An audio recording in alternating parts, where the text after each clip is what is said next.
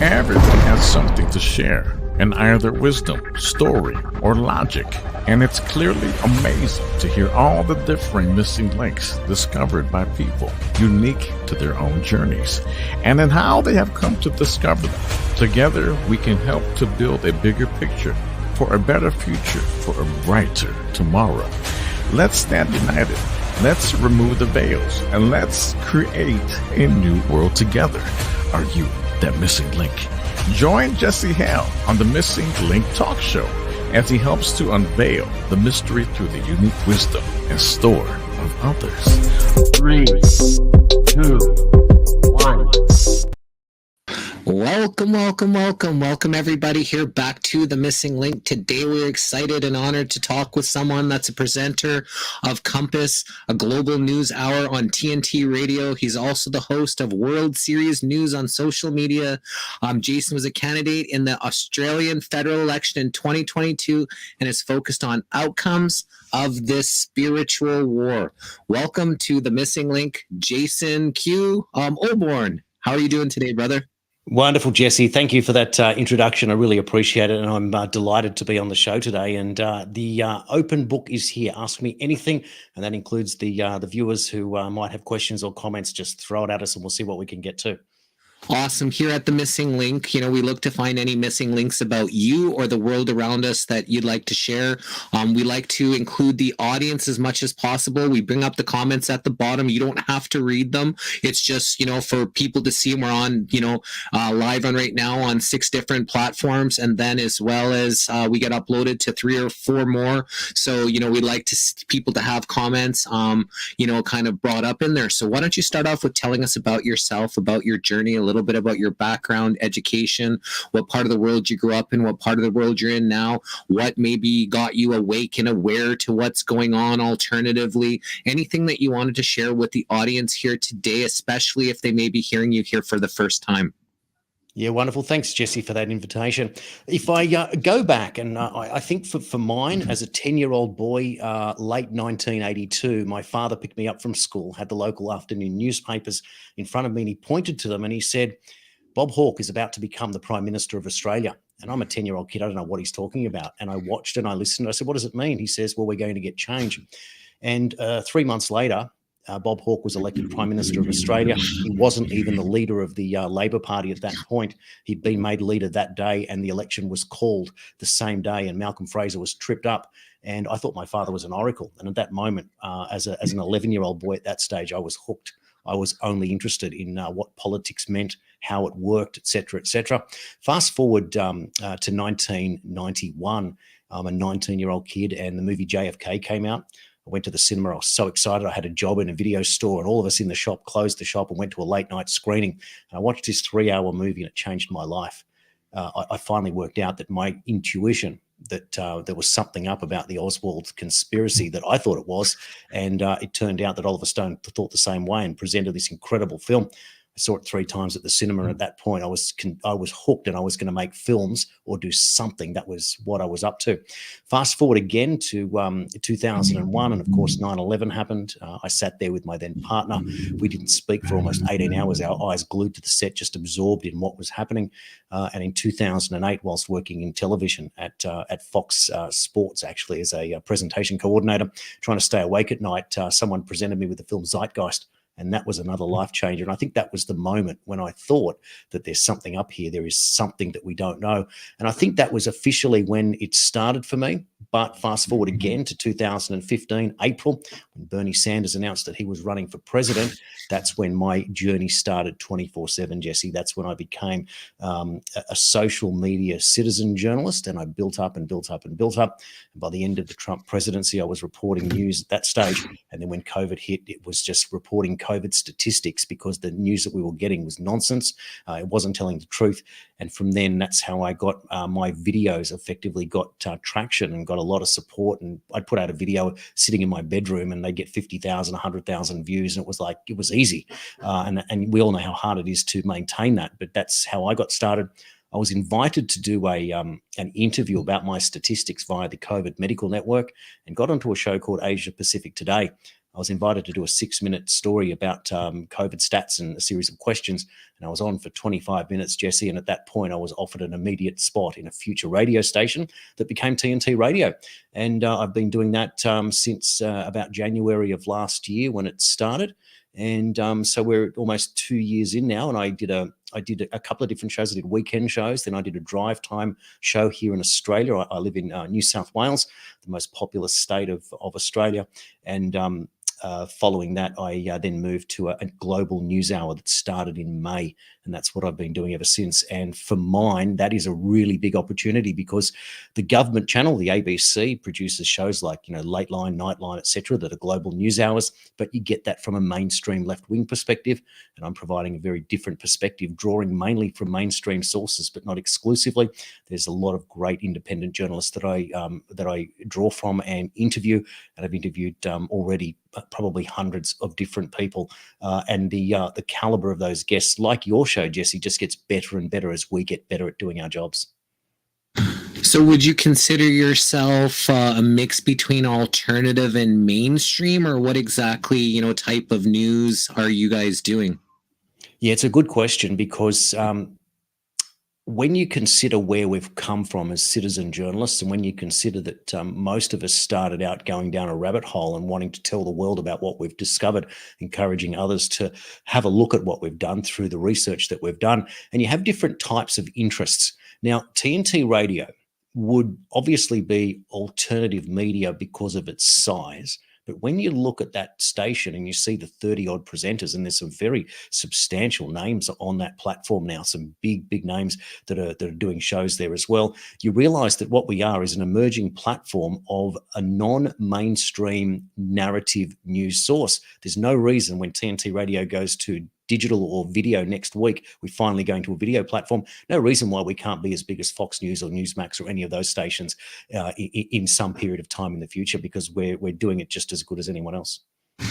So I've been involved in sharing what's going on in the world for 30 plus years, kind of on a smaller scale, probably 16 straight years on social media, until probably 2020. There wasn't a lot of, restriction, shadow banning, to us not being able to get out there. But after that, 2020 hits, and then the big narrative, the big can't speak out against the agenda. How much has this shadow banning, how much has this, restricting your reach, affected you, personally, that you could share with the audience? Oh, it's debilitating. 7,500 followers on YouTube, and my YouTube videos would generally get 10 to 50,000 views, depending on what they were, duration, etc. I cannot get today more than 150 views on any video I load to YouTube. Doesn't matter what it is, just doesn't happen. So it's a complete shadow ban off YouTube. It's not shared in any way. It's blocked, whatever. Facebook, you go through moments. We had that situation last year where they kept doing these rolling 90-day, we'll keep your feed, your posts lower in the news feed, which is admitted shadow banning. And that's generally anything to do with COVID got you into a pickle. I had one situation where I had a video that simply showed the Prime Minister of Australia explaining that the jab was not compulsory in Australia. That's all it said, and some basic statistics out of his mouth. And a year and a half after that video went to air, it was taken down on YouTube as an example, and on Facebook. YouTube, not Facebook, but Facebook have done similar things. So the shadow banning is just impossible. So the only thing that you can do with it is just find new avenues to get your work out there and keep going. You just have to persist. You might try new things, but you probably know as well as I do how difficult it is to get traction even on Twitter or X. It's just hard to get engagement, but persistence pays off. And I always quote to people in this business at what Billy Crystal said, and I think it was the movie Mr. Saturday Night. It took him 20 years to become an overnight success. And that's the reality of what we do here. It doesn't matter how good you are, and you see people emerging out of the woodwork and all of a sudden they've got huge followings, but it's just good old-fashioned blood, sweat and tears to be able to get it out there. And what we're doing is following our passion, what we want to do, what we know in our hearts is we do it because we can't find anyone else doing what we're doing, and that's why we decide to have a go at it and work really hard. I find if you build it, they will come. And if you're passionate and your heart's in it, you're in alignment. And, it doesn't matter if we're reaching 5 people or 50,000 people, as long as we're touching at least one person, as long as someone is getting the information and appreciating what we're doing, it makes it all worth it. Obviously, the more the merrier. We want to reach as many people as possible, but I think it's providing good content for people that you truly believe in, that in your heart is the right thing. That's what people resonate with, and that's what's in turn going to make this last in the long run. Yeah, you're absolutely right. It's the only way to forge ahead as you are, because even if you wanted to quote, the Bible, whoever saves one life saves the world entire. That's what Ben Kingsley said to Liam Neeson in Schindler's List when he produced that list that saved 1,100 lives. It's beautiful when you understand or consider what that actually means. Whoever saves one life saves the world entire, because you've changed the world. That person is now alive, and that's the most important thing that we can do. But at the same time, if we're only talking to a very small audience, we have a very, very difficult road ahead of us to change the mind of the collective conscience, which is the purpose of what media really is. And we know how corrupted the mainstream media is, forcing its narratives. So it is an information war, and it's also a spiritual war and a regular war, of course. I like to say that as well. If you help one person, you help us all, including yourself. You harm one person, you harm us all, including yourself. So I think that that's really important. And this spiritual war that you're talking about, maybe can you explain a little bit what that means to you? Yeah, look, it's a big deal, and I think that most of your audience and my audience would resonate, and you feel it in your heart. You might even feel something right now here in your chest, and it's called intuition. And when you have your moments of perhaps meditating, which is something I learned probably 10 years ago, took it seriously and really got into it. And that's another life-changing effect, because it provides the ability to self-reflect, and self-reflection changes everything, because all of a sudden you can be constructively critical of yourself in a moment that allows you to provide space to improve and work on areas that you feel like you're falling short in. So that's part of a process. It's a spiritual process to realize that there's something bigger than yourself, and that you can actually, in the moment of meditating, literally close your eyes and look down at yourself from above and witness what you're doing. It's quite incredible that you can do that. So when you get into that stage, then you start asking yourself bigger questions. If you're looking outside on your own, sitting on the grass, looking up at the stars, and you just wonder, how many other planets are out there? How many other life forms live on other planets that are out there? And then you start doing some mathematical sums, and then you realize that it's virtually impossible to think that we're the only ones in the world. Even if you are a devout Christian, you've got to ask yourself the question, if God can create a human being here on Earth, why can't he create another sentient, intelligent being on another planet somewhere else? Why would that be offensive to anyone who's religious? And so then you start asking questions. How is it that if we're here and this is the age of humanity, and we are told that the universe is 13.8 billion years old or something, that there must be other intelligence beings that have been here a lot longer than us, just as there must be that others that haven't been here as long. And if that's the case, then you start asking yourself more questions. How would they have evolved, et cetera, et cetera? And then within that spiritual war, you start asking yourself questions. What outcomes would I like in all of this? And some people in the spiritual realms talk about a 3D dense world that we're here on Earth, and they talk about a 5D world of ascension, and how it is that you think that a human being can ascend from 3D to 5D. And in my understanding, my self-developed working out of that, apart from any other people presenting their things, I just look at it and go, the idea that I can trust my intuition that other people pretend they don't have. And your intuition is your sixth sense, right? It's something that you feel, that you begin to get a knowing. And other people in business might call a business intuition something that someone said to me once, a former CEO I worked with. He said, it's the ability to see around corners. What a beautiful concept for someone to say.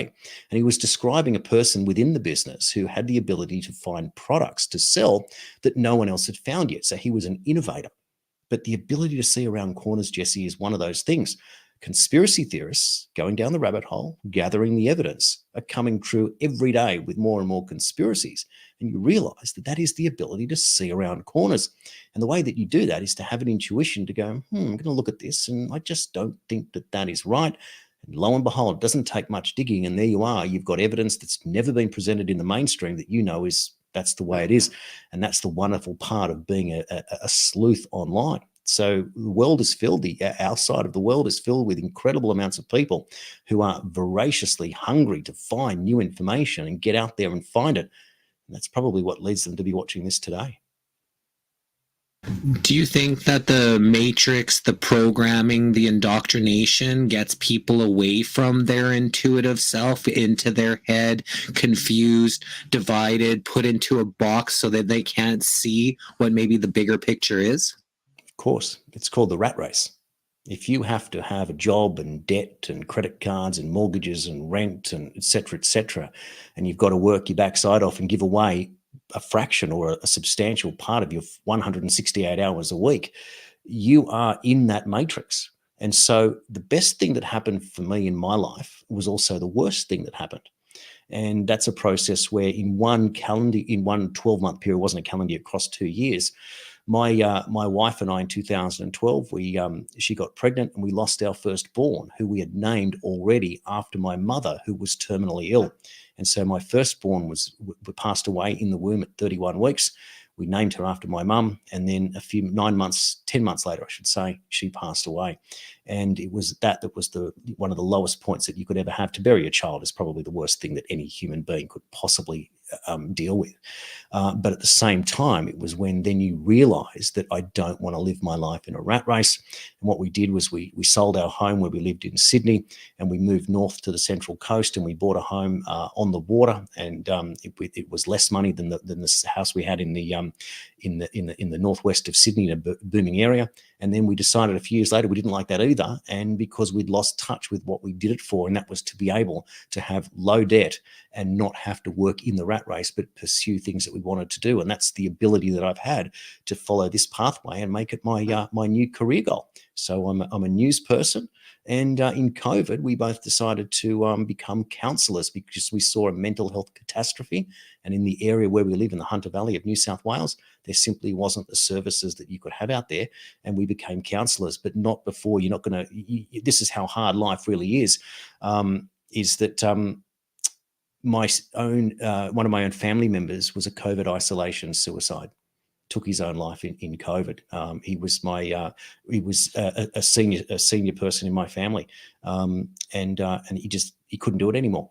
So that's about as hard as you can possibly get. And to quote, I was only listening to it yesterday. I was playing this song for my son in the car as we were going somewhere, by Midnight Oil, Peter Garrett, a known lefty and whatever. He used to be one of my heroes, and we're kind of not anymore because he wanted to vax the nation, and he's got some crazy ideas which going on. But he wrote a song about his mother and his parents dying, and there was a line in it when he was describing his mother, who died in a house fire, and the line of the song goes, "Mother went down like a stiff arm from Hades.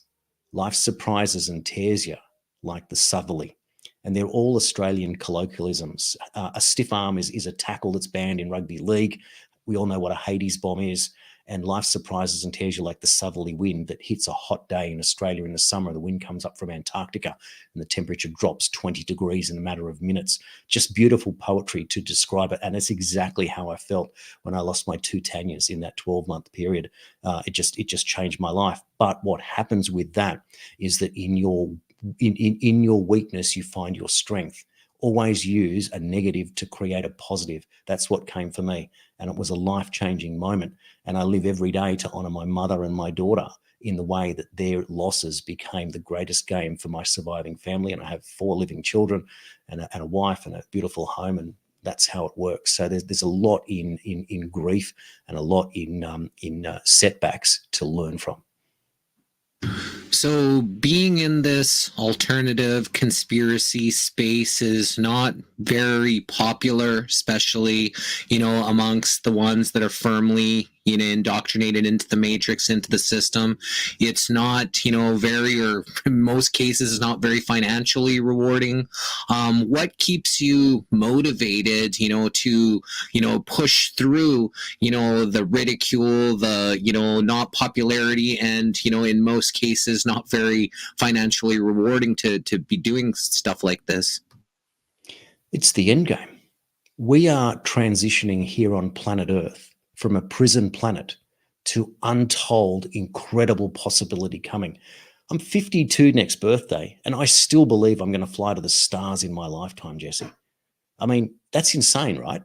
But it also is that the possibility of what's coming when we finally break through this matrix and reveal what's on the other side, there's just endless possibility. We know that we've been manipulated. We know that there's so much information and discovery that we're not allowed to see or to be privy of. The idea that we're still arguing about whether aliens and ETs exist and UFOs, despite the fact that, now it's almost every 2 months, there's another story coming out going, yeah, there's more ETs and there's more this and there's more that. I mean, you've got congressmen and women now arguing about it in the US Congress, for heaven's sake, and we're still pretending that it's not there. But heaven forbid if it was Joe Biden who was the one that came out and declared that ET was real, there'd be nothing worse. And of course, that's never going to happen. It'll be a future. It can only be a future US president that can disclose it, because no one else will believe it otherwise. But it has to be in a period where we've cleansed the planet of the crimes against humanity that have been going on forever, and certainly since that pandemic commenced in 2020. With all that's happened in the last 3 years, and the stuff that you've seen, it sounds like you've got a very optimistic view of the future. A lot of people have a hard time feeling optimistic because of the stuff that's happened. There's people that even I come up and interview that's like, I just want to get out of here now because of the way things are. What kind of advice could you give to people that are, maybe feeling like this is a little bit too much, that they can't handle or can't deal with it, that, maybe there is some good times that are around the corner? It's a great question. And I say it like this. If you are here today and you are watching this show with Jesse, there is very good reason why you are. Because you were born for this moment. We all were. Not your parents, not your grandparents, and not your children or grandchildren, but you. And nothing that was worthwhile ever came easy. And what we are witnessing now is so beautiful. If you consider the art of war, never get in the way of an enemy that is destroying itself. And that is exactly what we're witnessing right now. The hardest thing that we have is to work together and realize that we here on the Freedom Sign also have our differences. And that is a big deal, because what we do is that when we see something that we believe in, we follow that person, we watch it until they say something that we don't agree with, and then we discard it. And that's a real problem, because we realize that we can't all think the same, because we are not hive-minded. The other side, the establishment, is trying to make us hive-minded. We were all born with free will, whether we were religious or atheist or satanic even. We all knew that when we were born, we were given the right to be able to have that ability to think for ourselves and do as we please. Sure, there are consequences if we do the wrong thing, and the government of the day is trying to tell us that it's 1984 and everything we do is wrong, but that's not the case. But that's the reason why I know for all of us that we were born for this moment. How we make our contribution is how we tell our children and grandchildren why it was that humanity prevailed and ascended and evolved in this period in the early 21st century. These parasites, I like to call them, I definitely don't call them elite. They're more like parasites. They've been ruling for potentially hundreds or maybe even thousands of years. And part of their rule has been, by ruling without people knowing who and what they are. Secrecy, their underground secret societies, the hidden hand behind that. And now it seems like, that's all coming to, it being exposed. We're using their DARPA created internet, these social media platforms that they wanted for surveillance, but we're using things to have conversations like these, to, reach more and more people. Do you think that them being exposed is their ultimate downfall?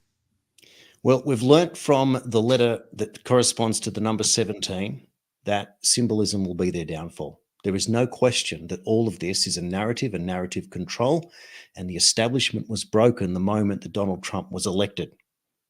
I thought it was going to be Bernie Sanders. I thought he was the anti-establishment candidate, and I was wrong completely. It cost me a lot of money. I had a massive bet on Bernie Sanders becoming not only the nominee, but the president. And if he did, I would have paid off my mortgage. I was that convinced. I sold a car to put a bet on Jesse. So that's how much all the pointers, all the indicators assured me that Sanders was going to become the nominee. We all saw it.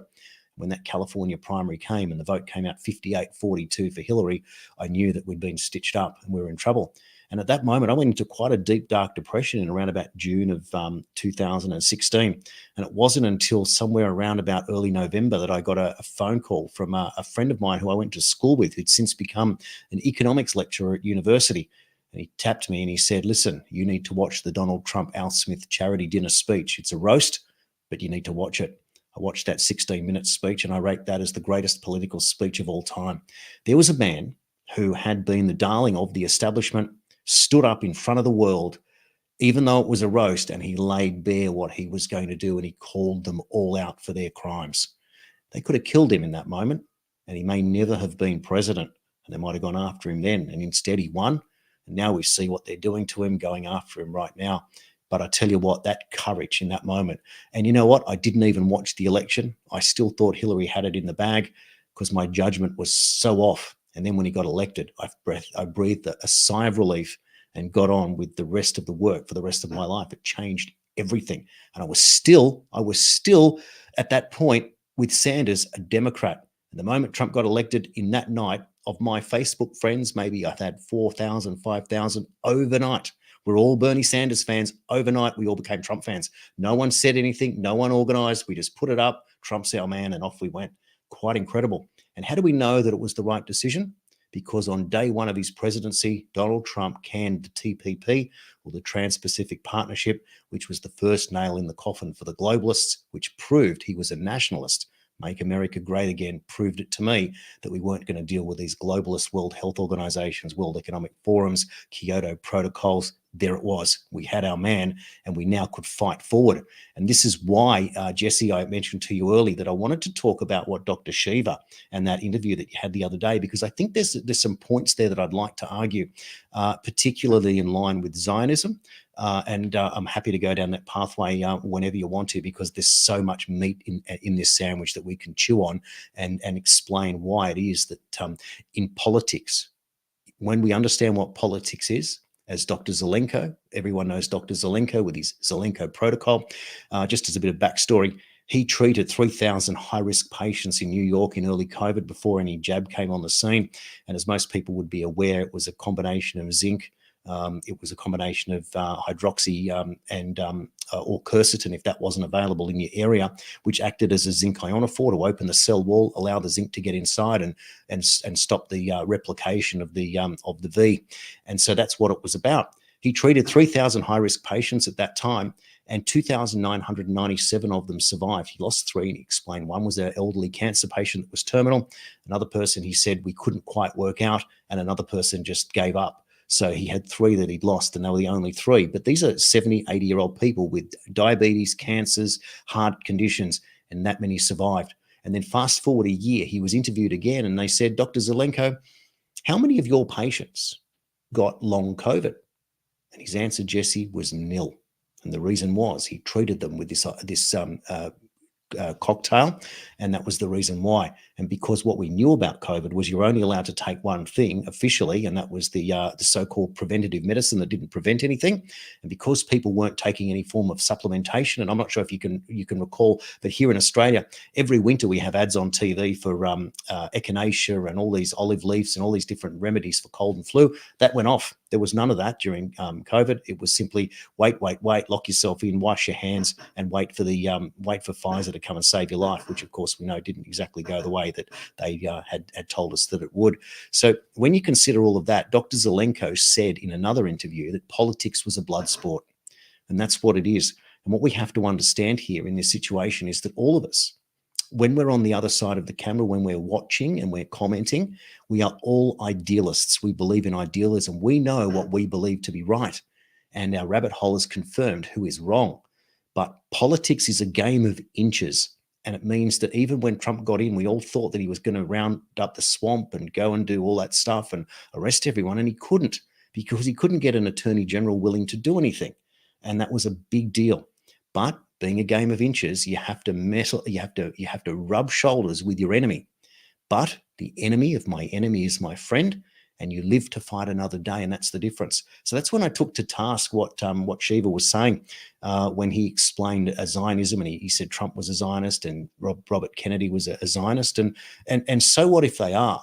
Because what you've got to realize here, that this is an approach, and you can't put all your cards on the table when you are in a war.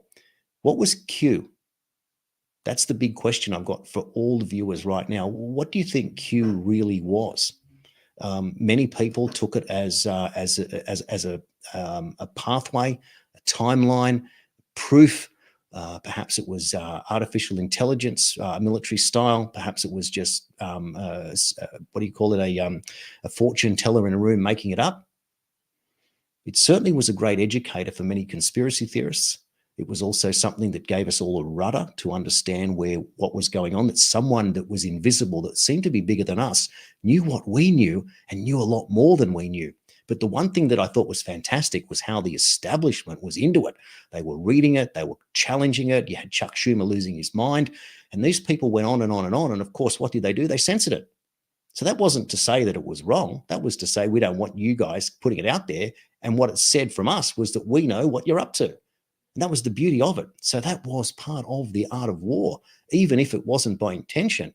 But that's what it achieved. So that's the part that I take task to, because one of the things in Q, of course, said that Israel would be saved for last and for a reason that we have never shared. And if you connect Q to Trump, then you know that Trump is playing both sides of the fence yet again.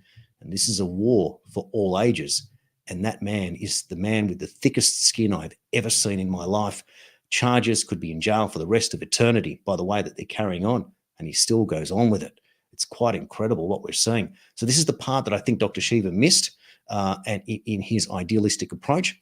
And to take him to task once more, he did say, Jesse, and he said it many times before, that he's a systems man. He works by systems, and that's wonderful.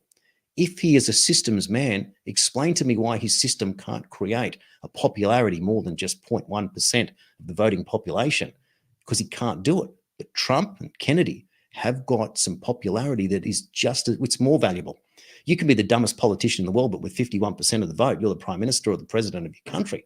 So this is the part that I think that the nuance there that it's worth talking about. And the other thing I want to go down the pathway of is, and to demonstrate what I'm talking about, Jesse, is when you explain controlled opposition, and I think you were right.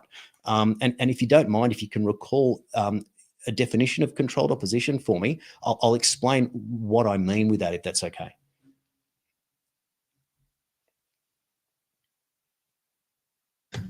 The definition I have of controlled opposition? Yeah.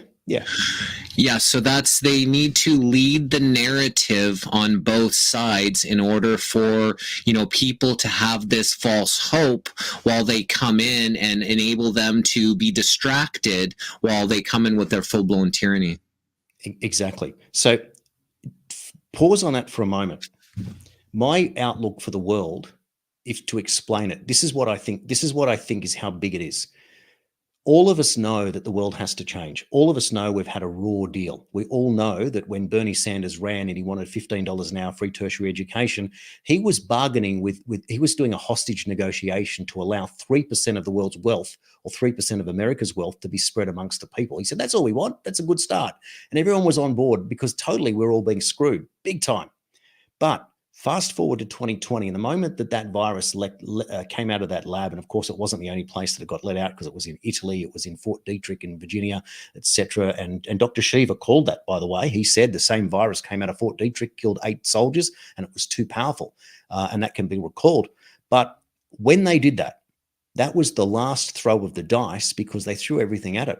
When we prove, and it's amazing that the World Health Organization is pushing ahead with a pandemic treaty with absolutely no interest whatsoever in the origins of COVID. But when we prove the origins of COVID was man-made, which 99.9% is proven already, but when we can put a name to it, show that it was let out with intent, and the harm that was done, plus the cure was worse than the cause, that triggers the greatest class action in human history. So big that the only way that they'll be able to deal with it is to basically do a complete debt jubilee, debt reset that they accuse the crazies of talking about Jassar and Nassar. It's the only way it can happen. It's a complete financial reset in favor of the people, with the wealth taken from the criminals who were involved with setting it all up. So that's how big it gets. Now, having said that, I was accused last week twice of being controlled opposition. Once by a psychiatrist who I know personally, called me a controlled opposition to a friend of mine who at a private meeting. And I found out what went on. And I thought, what an absolute imbecile to say that. And the reason I worked out was that because I ran last year in the Australian federal election, I ran for a party called the United Australia Party. And it was somebody on one of these shows said that the leader of the party, Craig Kelly, had made a Freemason hand gesture. And of course, all of us knew that it was nonsense, that Craig's not a Freemason. But at that point, it was too far gone. And the Australia One, Ricardo Bossi said, got out there and pushed white-anting the freedom movement at the moment. Craig Kelly lost his job. He lost his as the Liberal Party member. He was made an independent, then got and then lost it in the seat with the UAP where we ran. But Craig, what he did during COVID, stood up like the Mr. Smith goes to Washington, a soul man in the Parliament. And if you go on his Twitter feed, you will see that he was right about everything. So because of my association with Craig Kelly and a random hand gesture caught in the moment, like whatever they're going to do, and that was enough to tar me as controlled opposition. Pathetic. And then I had a lawyer in the Indigenous community who called me controlled opposition as well some time ago. And I was shocked to think that that was the point for the same reason. How am I controlled opposition? Ridiculous. But what I'm trying to do, well, what I was trying to do was get myself elected into a position in Parliament, knowing what I know, to be able to work within the system, to explain the system and perhaps bring the system down. But you can't do that from the outside, and you can never get elected out of nowhere and win government as an entirely new party. It just can't happen. There is a process to how this works, and that's the part that people miss. So I get called controlled opposition because I chose to join the party that I thought had the best resources and the best chance of getting elected. And that's the different part of it. But like Trump was part of the establishment. And what did he do? He went against the establishment. They even said that he was a Freemason. And I said, that is ridiculous. He may have been a Freemason, but he's certainly not one now, because everyone knows that the Freemasons protect their own. So why would they go after him if he still was? He can't be. But what he may have been is an infiltrator. And that's the difference. You can infiltrate a system that doesn't work and try and fix it. And when I was actually a member of the Labor Party and I got frustrated and wanted to leave, the branch president came up to me and said, don't fight without, fight within. That's the only way you can fix it. So that was why I rolled up my sleeve, and that's the reason why I ran for office. I spent a fortune of my own money to try and do it. I didn't get anywhere, but that was the difference in the process. And you have to be able to put your money where your mouth is, and you have to be able to get out there in the public eye and have things thrown at you. And I certainly did. Just in a short campaign, Jesse, my tires were punctured on my car 7 times. I made best friends with the guy from Jim's Tires. I literally would text him and he'd be at my house that night again, do it again, fix the car every time. I'm just a nobody local politician candidate, one of 10 in my seat.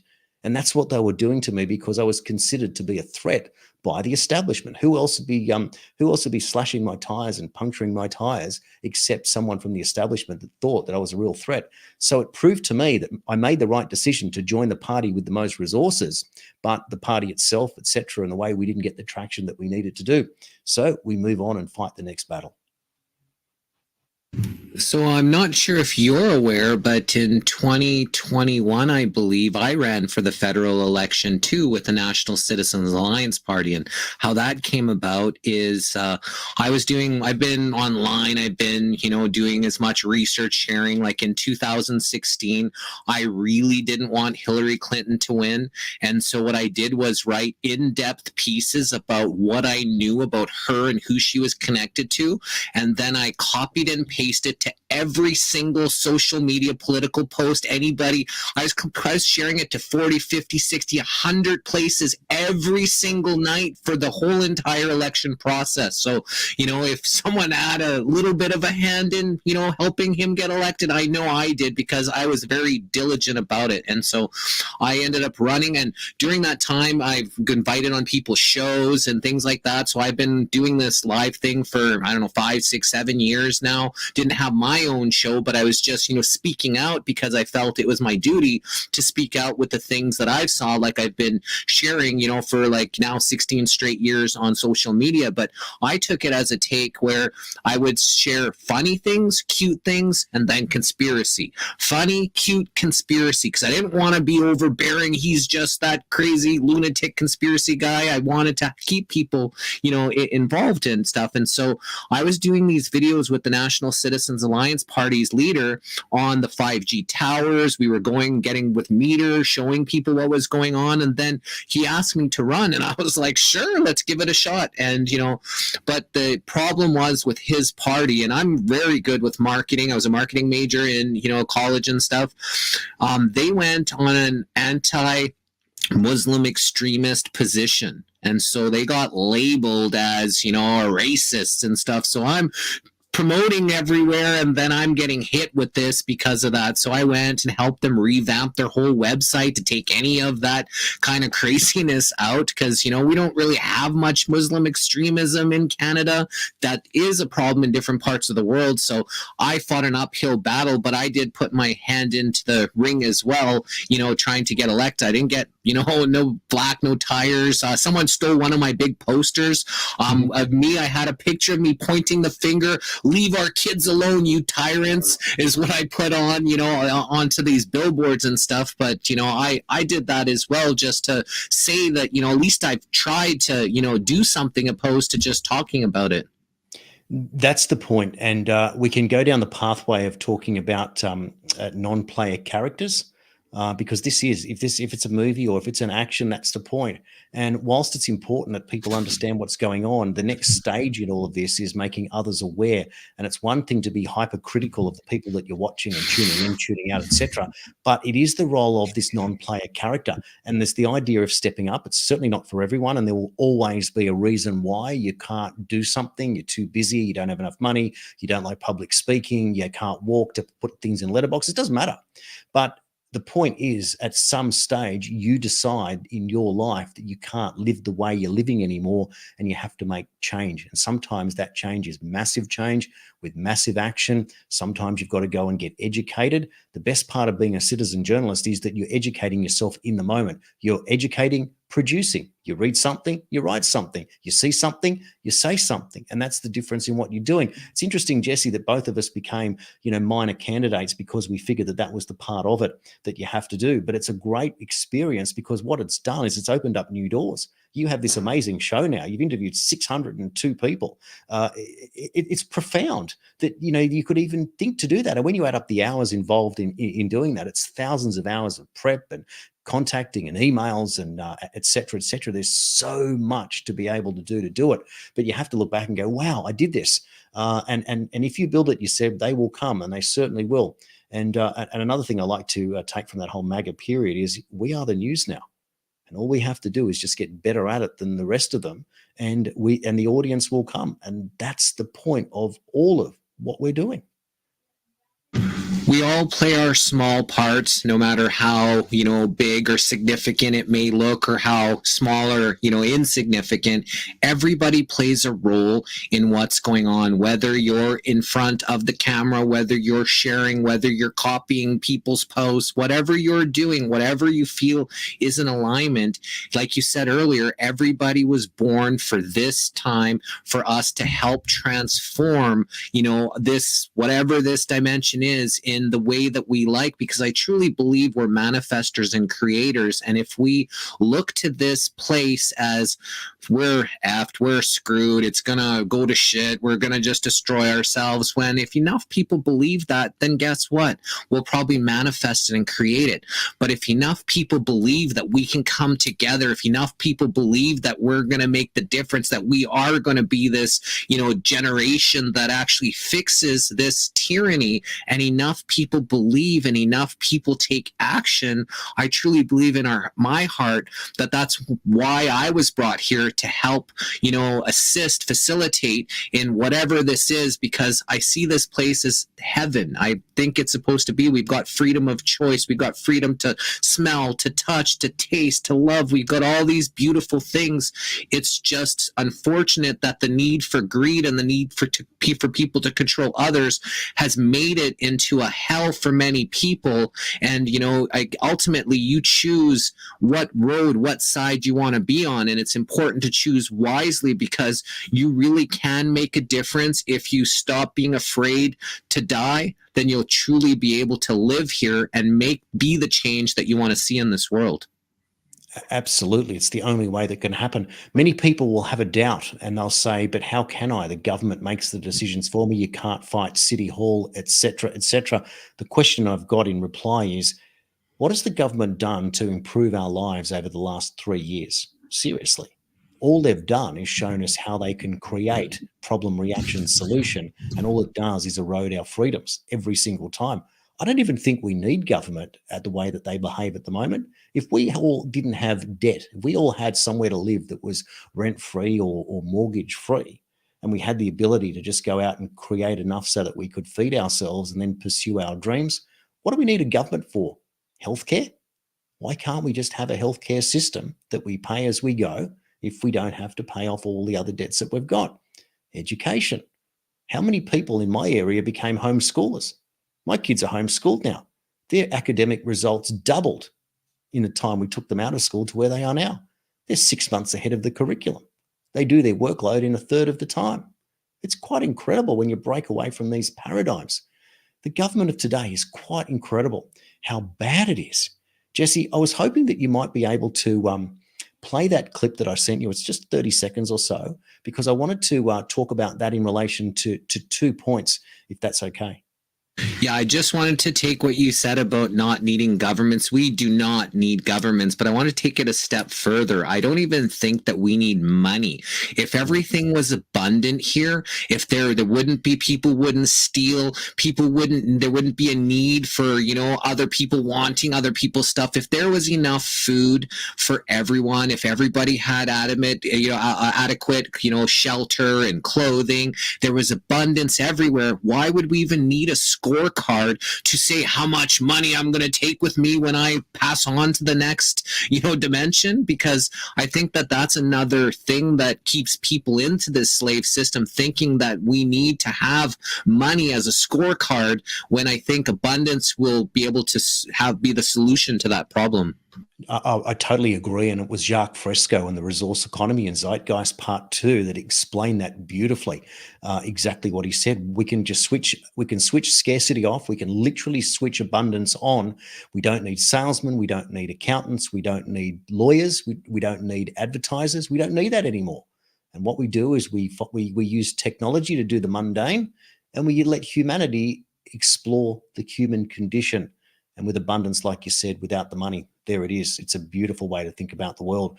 The closest that I've seen in terms of the resource economy, because obviously Jacques Fresco passed away at the age of 100, but Michael Tellinger's concept, the village, I think it's called, it's a 15-minute thing. He talks about contributionism as a way of doing it. And the way that he's modeled that is basically that small towns, 5 to 10,000 people, get together in a certain area wherever they reside, and they concentrate on one thing that community can do really well, whether it be grow spinach or sew clothing, whatever it is that they concentrate on. And each person in that economy or that community contributes 3 to 4 hours a week. And that free labor at doing this really well provides 2 things. They create the best possible product at the lowest possible price, and the market for that product goes to that area to sell whatever it is that they're creating or to trade with. and other areas do something else. And with that idea, you build and you build and you build, and that's a pathway of linking capitalism into this resource economy and contributionism. It's fantastic. The models are already out there, and all it takes is the will to be able to look at something different. And again, Jesse, this is the hard part, is to go from an NPC to getting out there and donating that 3 hours to something in their community to make it work for them.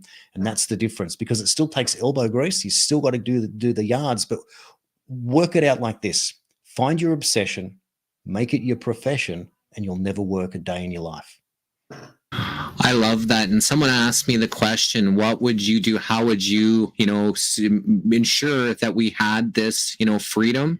And I said it was food security. If each city or town, provided their own food we have now the technology where you can have solar greenhouses and grow bananas in the Arctic. You can grow your own food for that area. And then you're not reliant on the system, not reliant on them, that if they shut off the food taps, then, you're not going to feed you or your family. So it keeps people kind of enslaved in that system. And if every little town and city grew their own food, which would stop the need for transportation, for oil spills, because you're trying to transport, it would solve so much problems if every single area grew the food for their own place. And I think that would be a good start. Like you said, these small communities working together, providing enough, and then share your abundance. As long as everybody has what they need, you can freely share the abundance, make a profit if at that time there's still profit. But, as long as you can take care of your own people, then you don't have to worry about, the control of the system not being able to take care or at least feed, you and your family. Absolutely. And people will say, but how do you know that it can work? And my answer is this. Have you ever witnessed your local community or any community when there's a flood or a fire or something, how they band together, they drop everything and help out their local friends and citizens, people that they've probably never known in their lives? People love doing that. They love making a contribution to help out someone that they can see is struggling more than them. But why then, if it's only struggling more than them, do you stop when you get back to zero? Why not continue that contribution? And that's the point. And the idea, Jesse, is if we eat the commercial food that the corporations give to us, or we grow our own, we know that the corporation food is bad, and we know that the food we grow for ourselves is good. So of course we have that same inbuilt incentive to go and do that. And so it's only therefore opportunity, a door opening for people to get involved. So it's totally doable.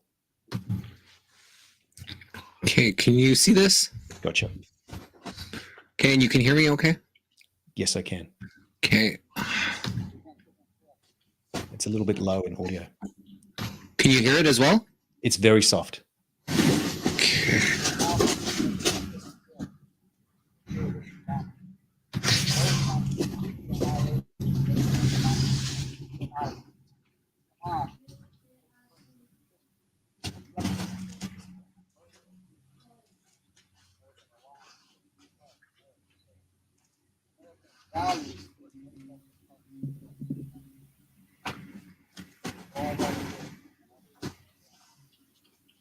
Mm.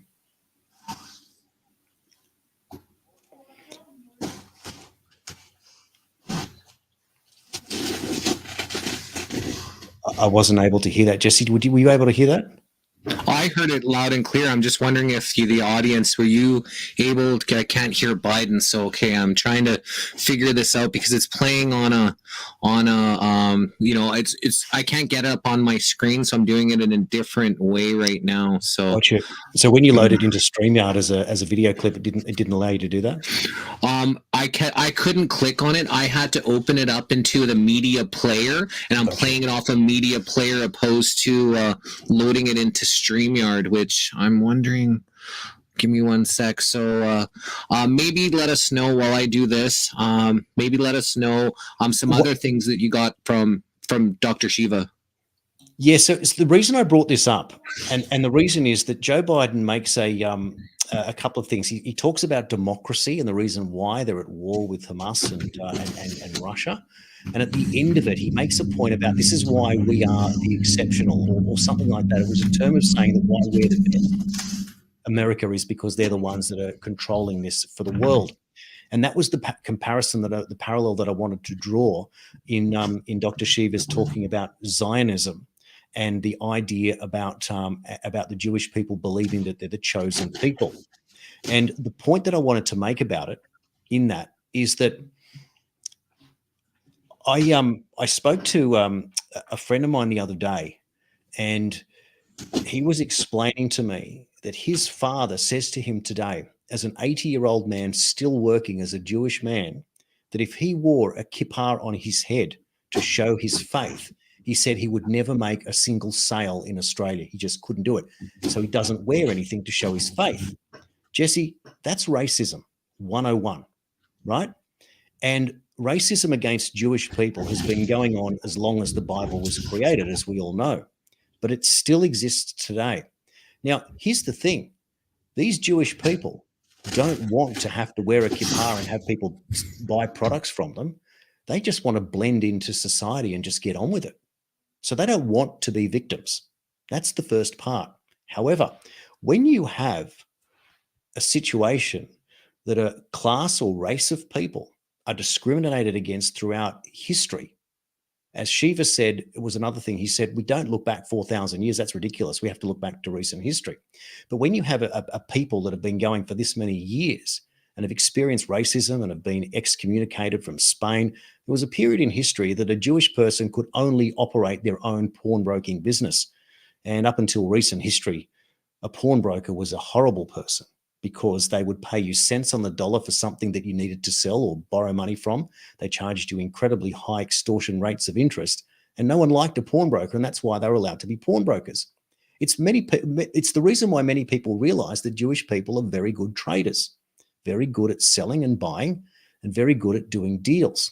So you fast forward, and what happened was you have a race of people that have been discriminated against and hated throughout history, in ancient history and also in modern history, and have been forced to work in a certain way to survive.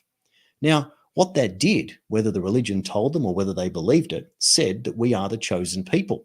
Now, you can look at that as a sign of arrogance, or you can look at that as a resistance to say, well, if the rest of the world wants to kill us, we will work together and do whatever we can to survive. And our Bible and our God says to us that we have to do the hard yards, and that's the way we are. But it also comes at a price. And as I said before, never let the enemy, never get in the way of an enemy who is destroying itself. And what we're seeing right now is Benjamin Netanyahu is destroying himself. And with that, he is taking the establishment down the plug hole with him. So what I'm saying is that racism is bad. It creates horrible PTSD. And in the process of having a good side, being the chosen one if you're Jewish, or being outside and saying no, or realizing that it's just a survival mechanism, it creates horrors. And unfortunately, there will be people in the Jewish community who may well be Zionists who are going to pay a very heavy price for what's going on right now. But to other people, Black Lives Matter, LGBT community, playing the victim card, you can to a point, but you're going to go down the same pathway and become vicious and vindictive, and it's already happening.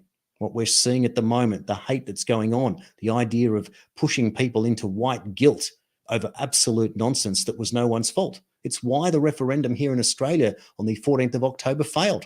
61% of the population said, no, we don't want to put a voice in the Constitution for the Aboriginal people, because you're creating two classes of people. You are indoctrinating racism, whether it be positive or negative, into the constitution of the country.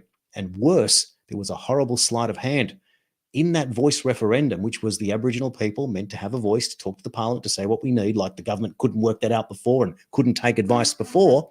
It was non-binding, Jesse, which meant that even if they said we want this, the government could say, no, we're not going to do it.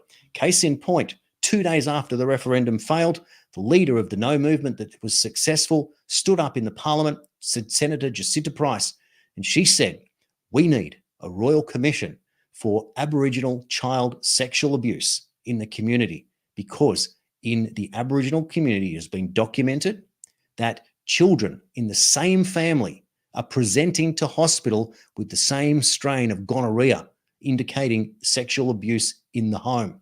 And she said, we need a royal commission. That would be something that would be really important. And the Australian left-wing government said no. In other words, they were not interested in the Aboriginal community at all. They were interested in themselves, because two things happen. It exposes sexual abuse and puts it on the radar. And we all know that power's involved with this, but it also walks back the stolen generation, which for years was justified when the white folks said to the Aboriginal community, you're not looking after your children properly, we're going to take them out of your homes. Enormous amounts of white guilt, and they can't go near that area again. So it's a big deal. And when you consider that, we've got to consider all things here. So we haven't talked about what's happening in Gaza, apart from the idea that we've seen the brutality of Netanyahu, which is way beyond what could ever be called proportionate. And therefore, what we're seeing is a collapse. But at the same time, we're seeing that terrorism is not the answer. But what we're really seeing is the innocent victims are always the ones that pay, whether they be Muslim, whether they be Jewish, whether they be Christian, or any other belief system. And that is where it's wrong. So we're all on the same page. We all believe that government has worn out its use-by date, worn out its welcome, and we have to work out a new system. I see the idea of Trump, and I also see the idea of Kennedy. And this is another one I want to pick with Shiva. He was very, very anti-Bobby Kennedy, calls him a Zionist, whatever. Now, Robert F. Kennedy Jr. is the son of Robert F. Kennedy, who was murdered by Sirhan Sirhan, apparently, who RFK Jr. says in some amazing videos that he didn't even do it, and provides the evidence in the videos. And of course, his uncle was murdered as the president of the United States 60 years ago next month. Now, the moment that JFK was taken out, as we all know, one way or another, the CIA's fingerprints are all over it. And that proves that the American spy agency took over the US government the moment that the bullet went through the back of Kennedy's head. And we noticed in the video, it came from here, out the back of the head, indicating it couldn't have been Oswald from behind, but it was a guy down there in the gutter shooting upwards. And there's talk about that, of course. We don't know yet. No one ever wants to go down that pathway. But that's when the American government was hijacked. And how do we know? Because George H.W. Bush was the head of the CIA in 1977 and became the vice president in 1981 and the president in 1989. We also know Bill Clinton, who was photographed with George H.W. Bush and what was his name? I'll remember it in a moment. But it also proved that these people were all on the same page. I maintain that since Kennedy was taken out, that every president since Kennedy, apart from Carter and Trump, was a CIA asset. And if that's the case, that's why we saw everything we did. Carter was effectively redundant in his term. Carter did ask George H.W. Bush to release the information that he had on the UFO files, and Bush told him no, which indicated that Bush had something that he didn't want to give up, which meant the spies still ran the government. And the CIA obviously knows that type of information. And of course, Trump was the great outlier. So Kennedy cannot be part of any establishment at all because his own father and uncle were murdered by the establishment. And he wants to take revenge. And there are many people who believe that his cousin, who also died in a plane crash, may yet have faked his death and be alive and actually be Q. And if that were the case, that would be the greatest awakening in all of American history in that moment for the world. Could you imagine that these people, Trump gets in, Kennedy becomes his attorney general, releases the JFK files to implicate the CIA. His brother, his cousin comes out of the sand with his family and says, I am Q. And here is the information to the world. And now we're going after the origins of COVID, the vaccines, and there's your debt release trigger. And all of that could be achieved before 2025 if they were serious. That's how close we are if that was the case. Could be completely wrong, could be an absolute idiot, but that's what my intuition has told me since 2017. In October of 2017, when that first post appeared, I could smell it, that's where we're headed. It's an incredible story. I can't believe we're here to talk about it. I was really aboard the Trump and the Q train, really reporting on it, had a lot of faith in it. I do have some skepticism. I've got a lot of people that are on that side that keep telling me all the information that's going on.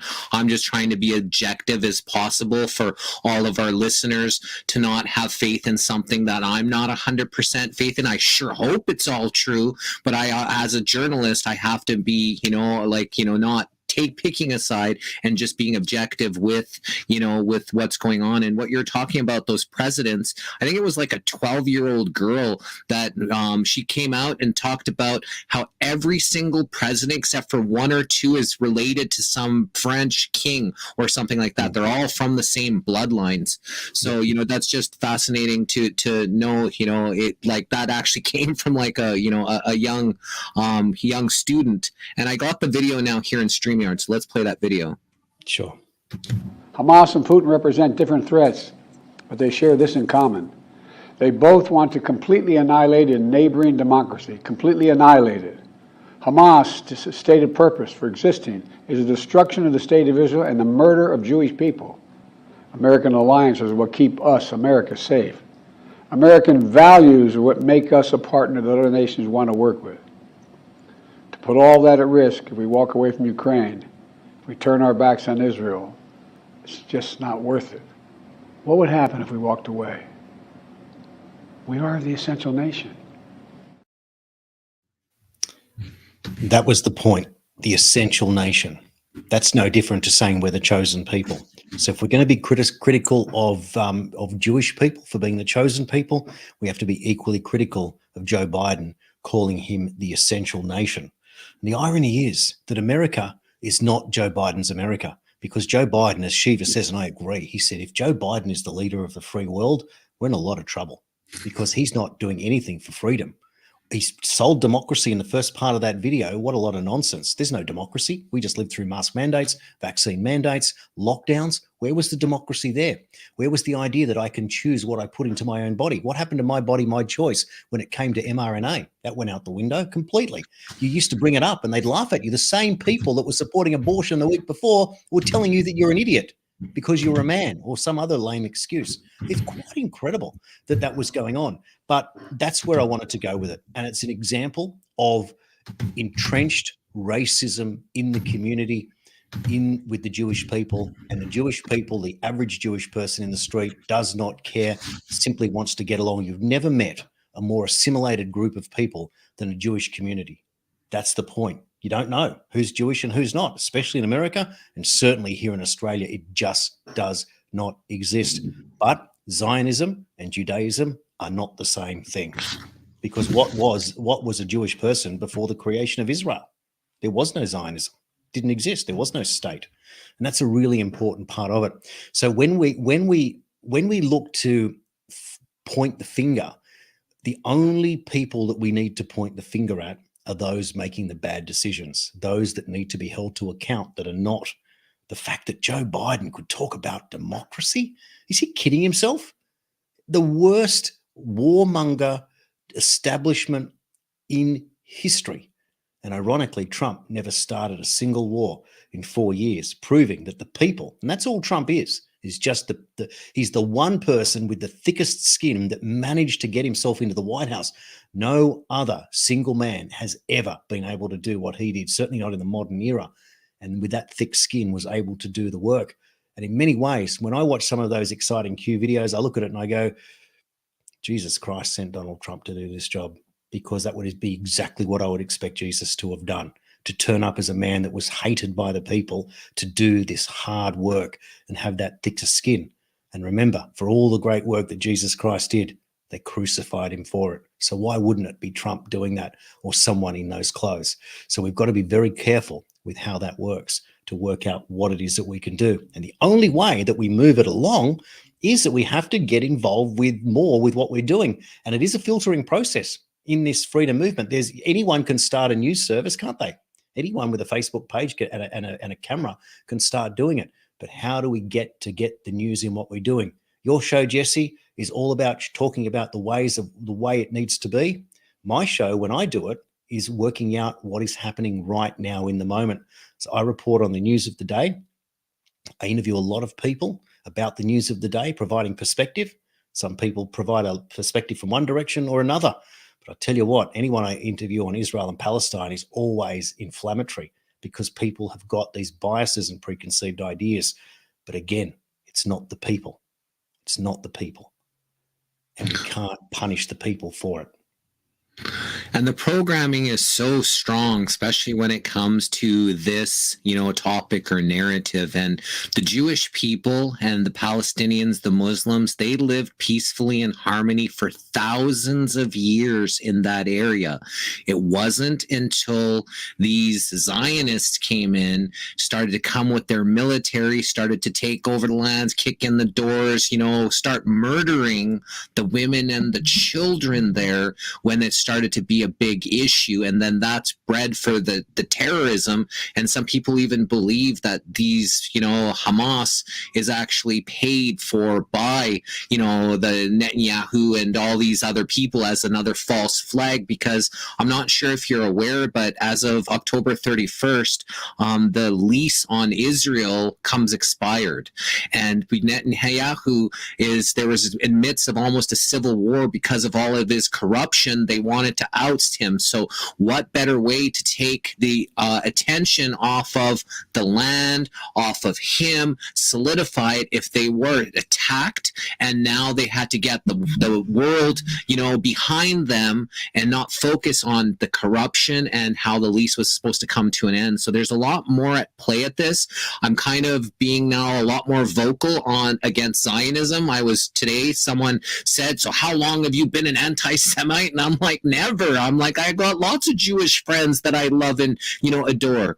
I said, but, they lived, peacefully until they decided. And if it comes back to some of this Jewish history, they were never supposed to have a state of Israel. They were just supposed to, not until the Messiah comes back is when they were supposed to have that. So they're doing things against even their, own religious beliefs. And you've got some people, like I think the Orthodox, that are against the Zionism because it goes against what their actual, teachings are in their own books, but they don't want that. They want their own narrative. They want these Bible prophecies to come true, that, these things happen. 7 countries go against Israel. This is all stuff that comes in prophecy, and they're using these prophecies as a playbook in order for this stuff to happen. So there's a lot more at play to what's going on than a lot of people are aware of.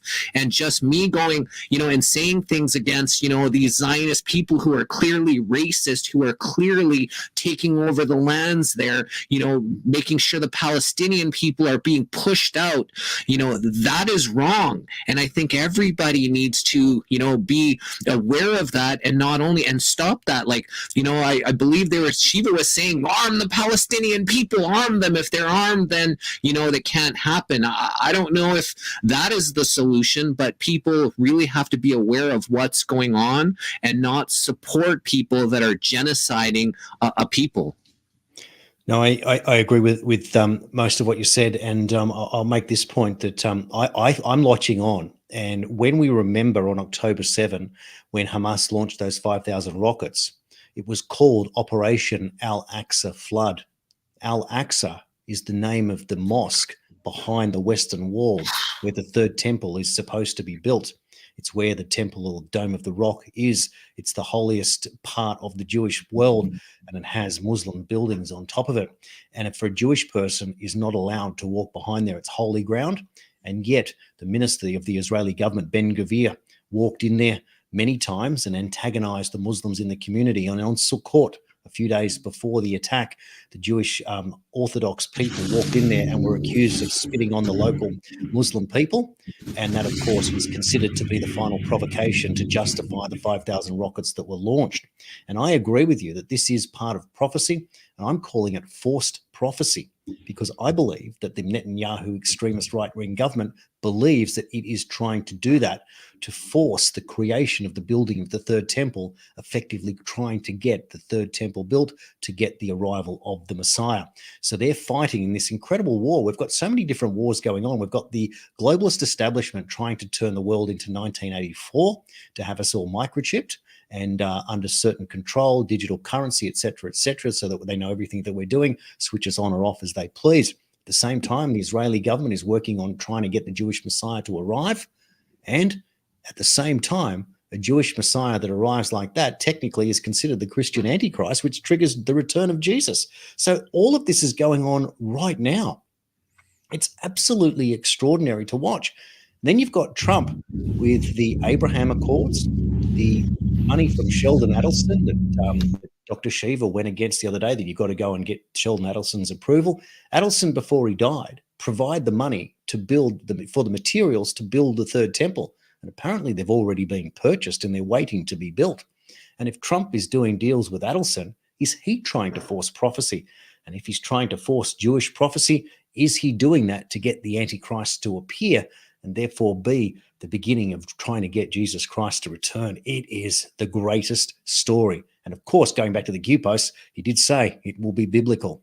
And here we are. So I agree. You can't look at the Q posts and get much from it in terms of pinpointing anything to anything. But what you can do is see how everything in irregular warfare is being used now to place the information on the digital soldiers that are out there red pilling themselves, attempting to red pill the rest of the world.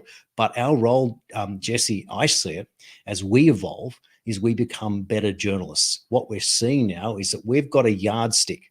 And our yardstick is we don't accept what the establishment says anymore. I don't believe them or whatever they say.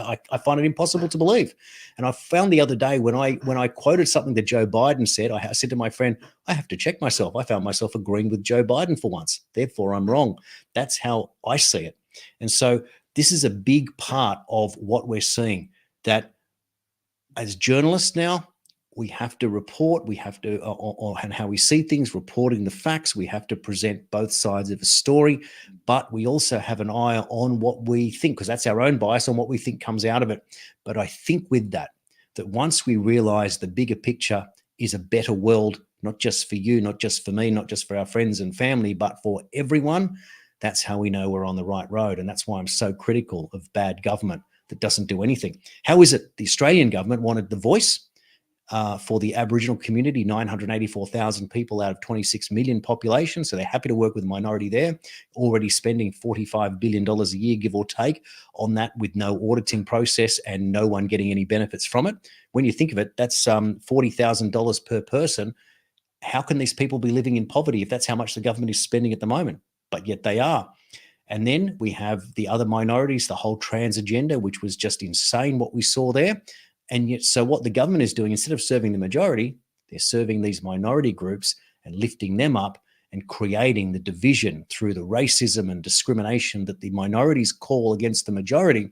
And what they're doing is following the pathway of what racism did to the Jewish people to create Zionism in the first place. The chosen people, well, they say, no, we're just going to do it our way. And this is what you've created. We can't have hate. We can't have discrimination. We can't have division. Live and let live. And yet even so, in those different communities, people have problems within religion that certain things are unacceptable. How can you accept, for example, children being victims of sexual crimes? For example, how can you have a school teacher teaching a 5-year-old student about masturbation? They're talking about doing that in preschool now, for heaven's sake. In Australia, last month, we had a childcare worker charged with 1,600 and something crimes against little girls. He'd been raping them in 12 different kindergartens over a period of 15 years. How can you possibly teach sex education to a child that's prepubescent? It's not even real. And this is the agenda that they're pushing. So you know that there is a continuation of this particular agenda. It's what makes you conservative at the end of the day. For me, a born progressive. For the first 40 years of my life and more, I was a total progressive. Now I can't think of anything worse. We've just got to slow it down, bring it back, and understand the bigger picture and all of it. Move away from the left-right paradigm for once and for all. Much bigger fish to fry here. We've got a whole new evolution coming. I was in this Twitter space with a bunch of, doctors, a bunch of really prominent people. There was a general in there, and they were, on the conservative side, on the Republican side, and they were saying that, really what we need, I think they said there was only 30% of the Republicans that came out and voted, and we need to get those other 60% to come out and vote. And there was me. I said, you actually need both the conservative and the Democrats to like, know that each side is filthy and corrupted. You can't just pick one side or another, because the battle just continues. It's everybody is being enslaved. It's being corrupted by these small group of parasites that need people at each other in order to not focus the attention on them. So I was trying to make people aware it's not just the Republicans. You need good people to come out and make that difference, because choosing one side or another, I don't think is going to fix the problems that we have, especially when there's so much, corruption from every facet, whether it's the judges, whether it's the police, the military industrial complex. All of it is corrupted, and it's being led by money, the dangling carrot. And that's how this corruption, this, infiltration takes place, because they've made so many people so scared of losing their paycheck, losing their home. And so they'll compromise their morals. They'll do things that they normally wouldn't do, either because of the money or the blackmail, that has been, perpetrated on people in positions of power. And I think that this is a lot bigger problem than just voting left or right. No, absolutely. Look, my grandfather on my mother's side was Russian, and he was put into a Siberian concentration camp, and he escaped. And I always thought he'd only been in there for a matter of months. And I found out from my mother before she passed away that he was in there for 15 years. Imagine being in a Siberian concentration camp for 15 years, and he was put there for opposing the communists way back when. And I always thought that Russia was a communist country. Why would my grandfather oppose the communists? Because that was what was coming after the Tsar. So he escapes, he runs, and he finds my grandma. Obviously, they'd known each other, and they decided to run away together, and they ran to Germany on foot. They became refugees in a camp there, and they were waiting to go to the United States. They were offered Morocco and rejected it, and then Australia came up. And by that stage, my mother was born, my uncle was born, and the four of them arrived on Australian soil and stayed at a refugee camp in Bathurst. And they arrived with a suitcase each and nothing else. They couldn't speak English, had no relatives, and my mother grew up never having a cousin. It was just the four of them, and they had nothing. And they worked hard, and my uncle became a lawyer, my mum became a nurse. My grandfather became a jeweler in the suburb of Liverpool in southwestern Sydney.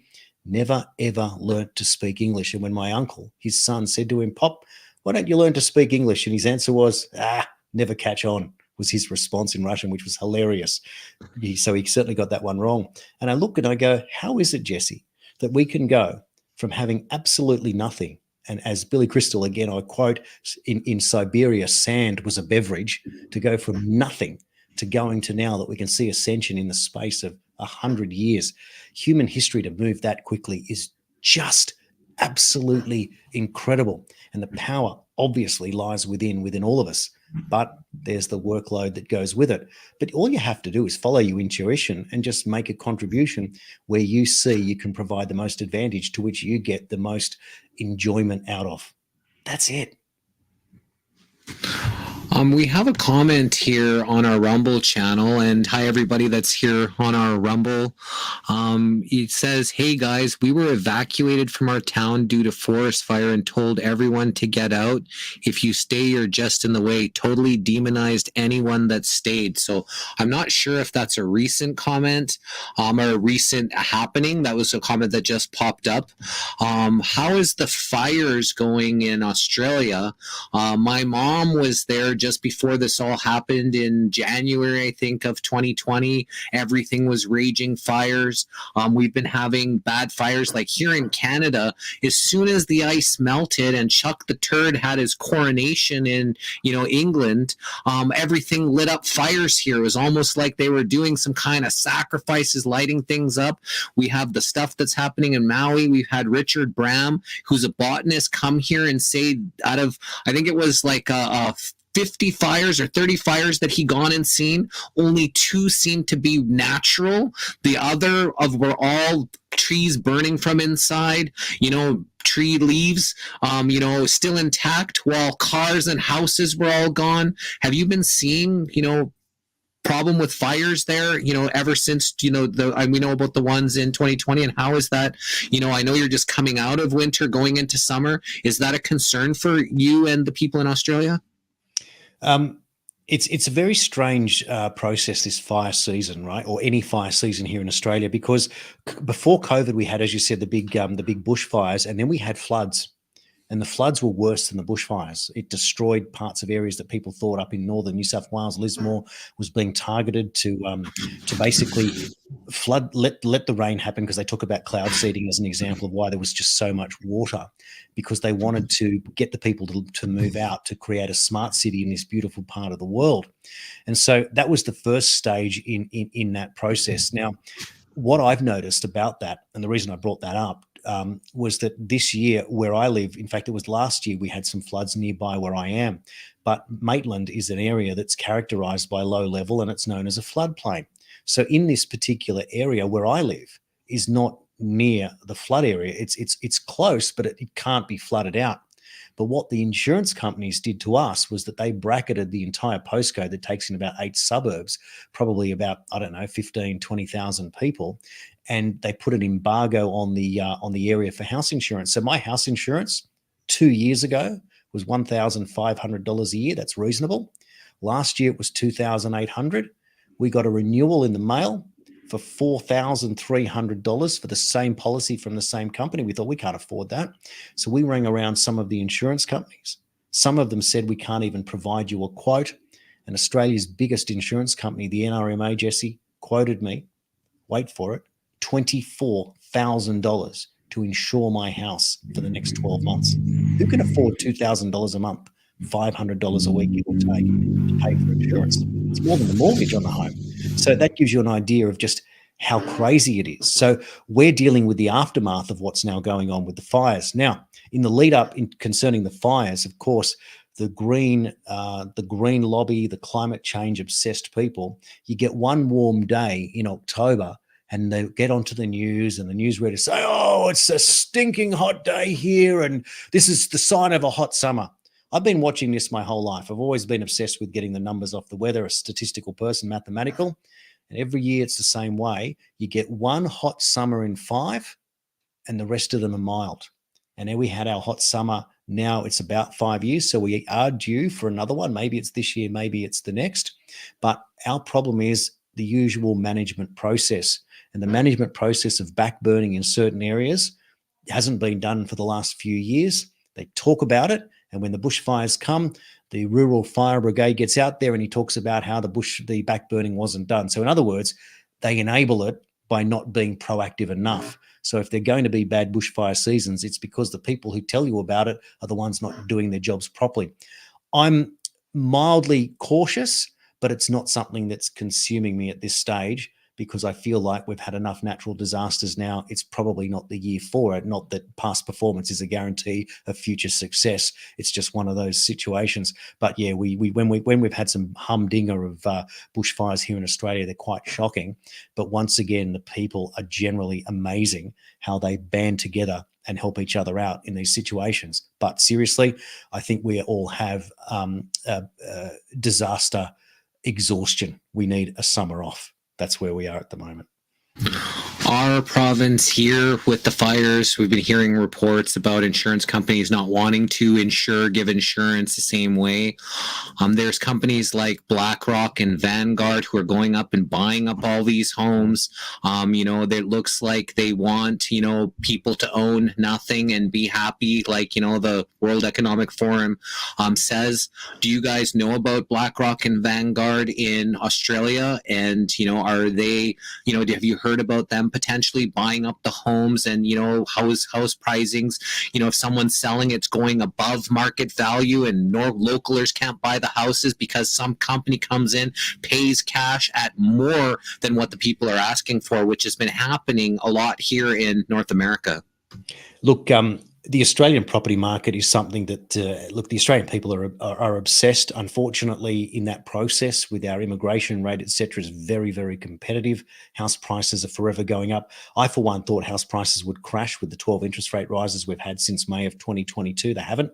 They continue to rise. So I don't know where the money's coming from. It may well be BlackRock investment, of course, with overseas investment people coming in and buying up. You have another situation here that you have multiple families buying homes in certain communities come out here and they will buy a big home and they might have 12 people living in it.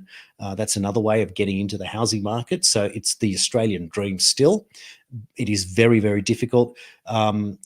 Since COVID, where I live, the average 4-bedroom home, brick veneer on let's call it a 500 or a 600 meter block, which is probably an eighth of an acre, a 21 to 22 square home would sell for about $450,000. 2 years into COVID, that same home was going for $700,000. I think it peaked at about $750,000. It probably dropped to about $700,000. You can probably buy that home today for $680,000 to $700,000 to give you an idea. And so it's teetering at that stage, whether it goes up or down. And that's in regional New South Wales. If you go into the cities, you can't buy a 2-bedroom 5 square or 50 square meter unit. Maybe it's a bit small, maybe 70 square meter. You can't buy one for under $1 million within 15 miles of the CBD, of the Sydney CBD. It doesn't exist. So any home is $1 million to get in for anything, a shoebox. It's quite incredible. So property prices are unbelievable. If you were a BlackRock investor, you'd have to wonder if you're getting good value for your money in Australian capital cities, especially with the amount of land that we have available in Australia. I mean, all our population lives on the eastern coast and some in other areas, but we have so much space in this country. So when they talk about overpopulation, Australia is 7 million. 7 million square kilometers and 26 million people. It's something like we still only have three or four people per square kilometer in this country. It's just incredible. When you mention, it not being maybe a good investment for them buying, I don't think it's part of the investment. For one, these people, they print the money. But two, if you know about where BlackRock gets their money, and reason why they have so much power and so much influence, they're the ones who are controlling the pension funds. They're the ones who are controlling all of these funds that are pouring into these other places. So literally, they control the people's money, but yet they're able to dictate what happens with all of these companies with the people's own money that is being invested. So it's a big scam, and they want to buy all the properties. They want to squeeze everybody so they can't afford their homes. They want the interest rates to go through the roof, so people have to sell their places to these companies, so now they can all rent them back to the people. And I think that that's part of what that agenda is, and how people are being squeezed out of their homes now. Drop the interest rates to zero, got a whole bunch of people to spend because the interest rates, and now, as you said, even in Canada, jack the interest rates so many times up and up and up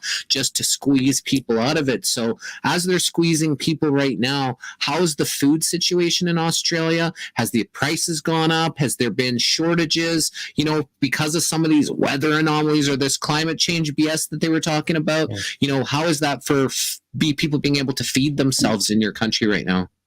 I'll just make a point on the housing first. In Australia, about a third of the population owns their homes outright, a third are paying them off, and a third rent, to give you an idea. So that's an interesting perspective there. And so the last ones in are always the ones struggling the most in the housing. So that's just to provide a bit of balance on the idea if they're going to force everyone out of their homes. But of course, if you then have lots of bushfires and have $25,000 insurance premiums, it won't be very long before those people are going to sell their homes because they can't afford to pay the insurance. So you're right, there's a double-edged sword there. In terms of our food, inflation in Australia runs officially around about 5.5% at the moment, which looks good on paper, but it's a nonsense argument, because when it comes to fuel, inflation's 15%. When it comes to food, inflation's about 12%, and of course the cost of supporting a home has gone up at least 12-15% as well, and running a motor car. So it's much higher than they would have you to understand. Yes, there were lots of shortages. Where I shop here in Australia, I normally go to the Aldi supermarket as an alternative to Coles and Woolworths, who are our two major players. I also like to shop at various different butchers and local farms for fruit and vegetables. So you have to become a very clever, constructive shopper. And also what that does is it teaches you about if you want, not necessarily organic food, but if you go to a farm that tells you that they're not certified organic, but they don't use pesticide, that's a good compromise, and you get good quality at a good price. It's one way of doing it. And the same with the meat before they try to inject our cows with mRNA. That's the thing that's a big threat that's coming. So at the moment, if I see bargains in different butcher shops, I go around and pick them up, and I have a freezer full of high quality stuff. So that's an interesting way of doing it. We had the toilet paper crisis at the early COVID. You walk into an Aldi store and there's always holes in different shelves where they're completely empty. Some weeks it'll be, pet food. Other weeks it'll be eggs. Other weeks it'll be something ridiculous that you couldn't imagine.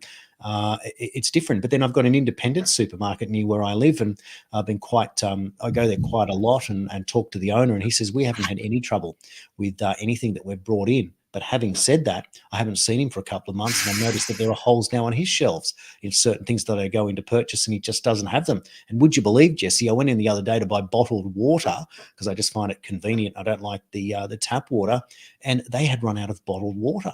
And they had for about 6 weeks. So yes, there are shortages at all levels in the most obscure things. It is just a really odd situation. And I certainly agree with you. It comes down to this crazy green obsession that what we're seeing at the moment is just nuts. I saw a video this morning from Josh Hawley in the US Congress interviewing a green I don't know where he was from, but he was pushing the whole idea of green energy, and Hawley quizzed him on where cobalt comes from and why it is that America are not using their mines to mine cobalt. Why would we give competitive advantage, he said, to China, who is producing all of the inputs of manufacturing an electric vehicle? And he said, we've got to protect the waterways or the recreation in Minnesota. And he goes, are you telling me that recreation is more important than good paying jobs for American people?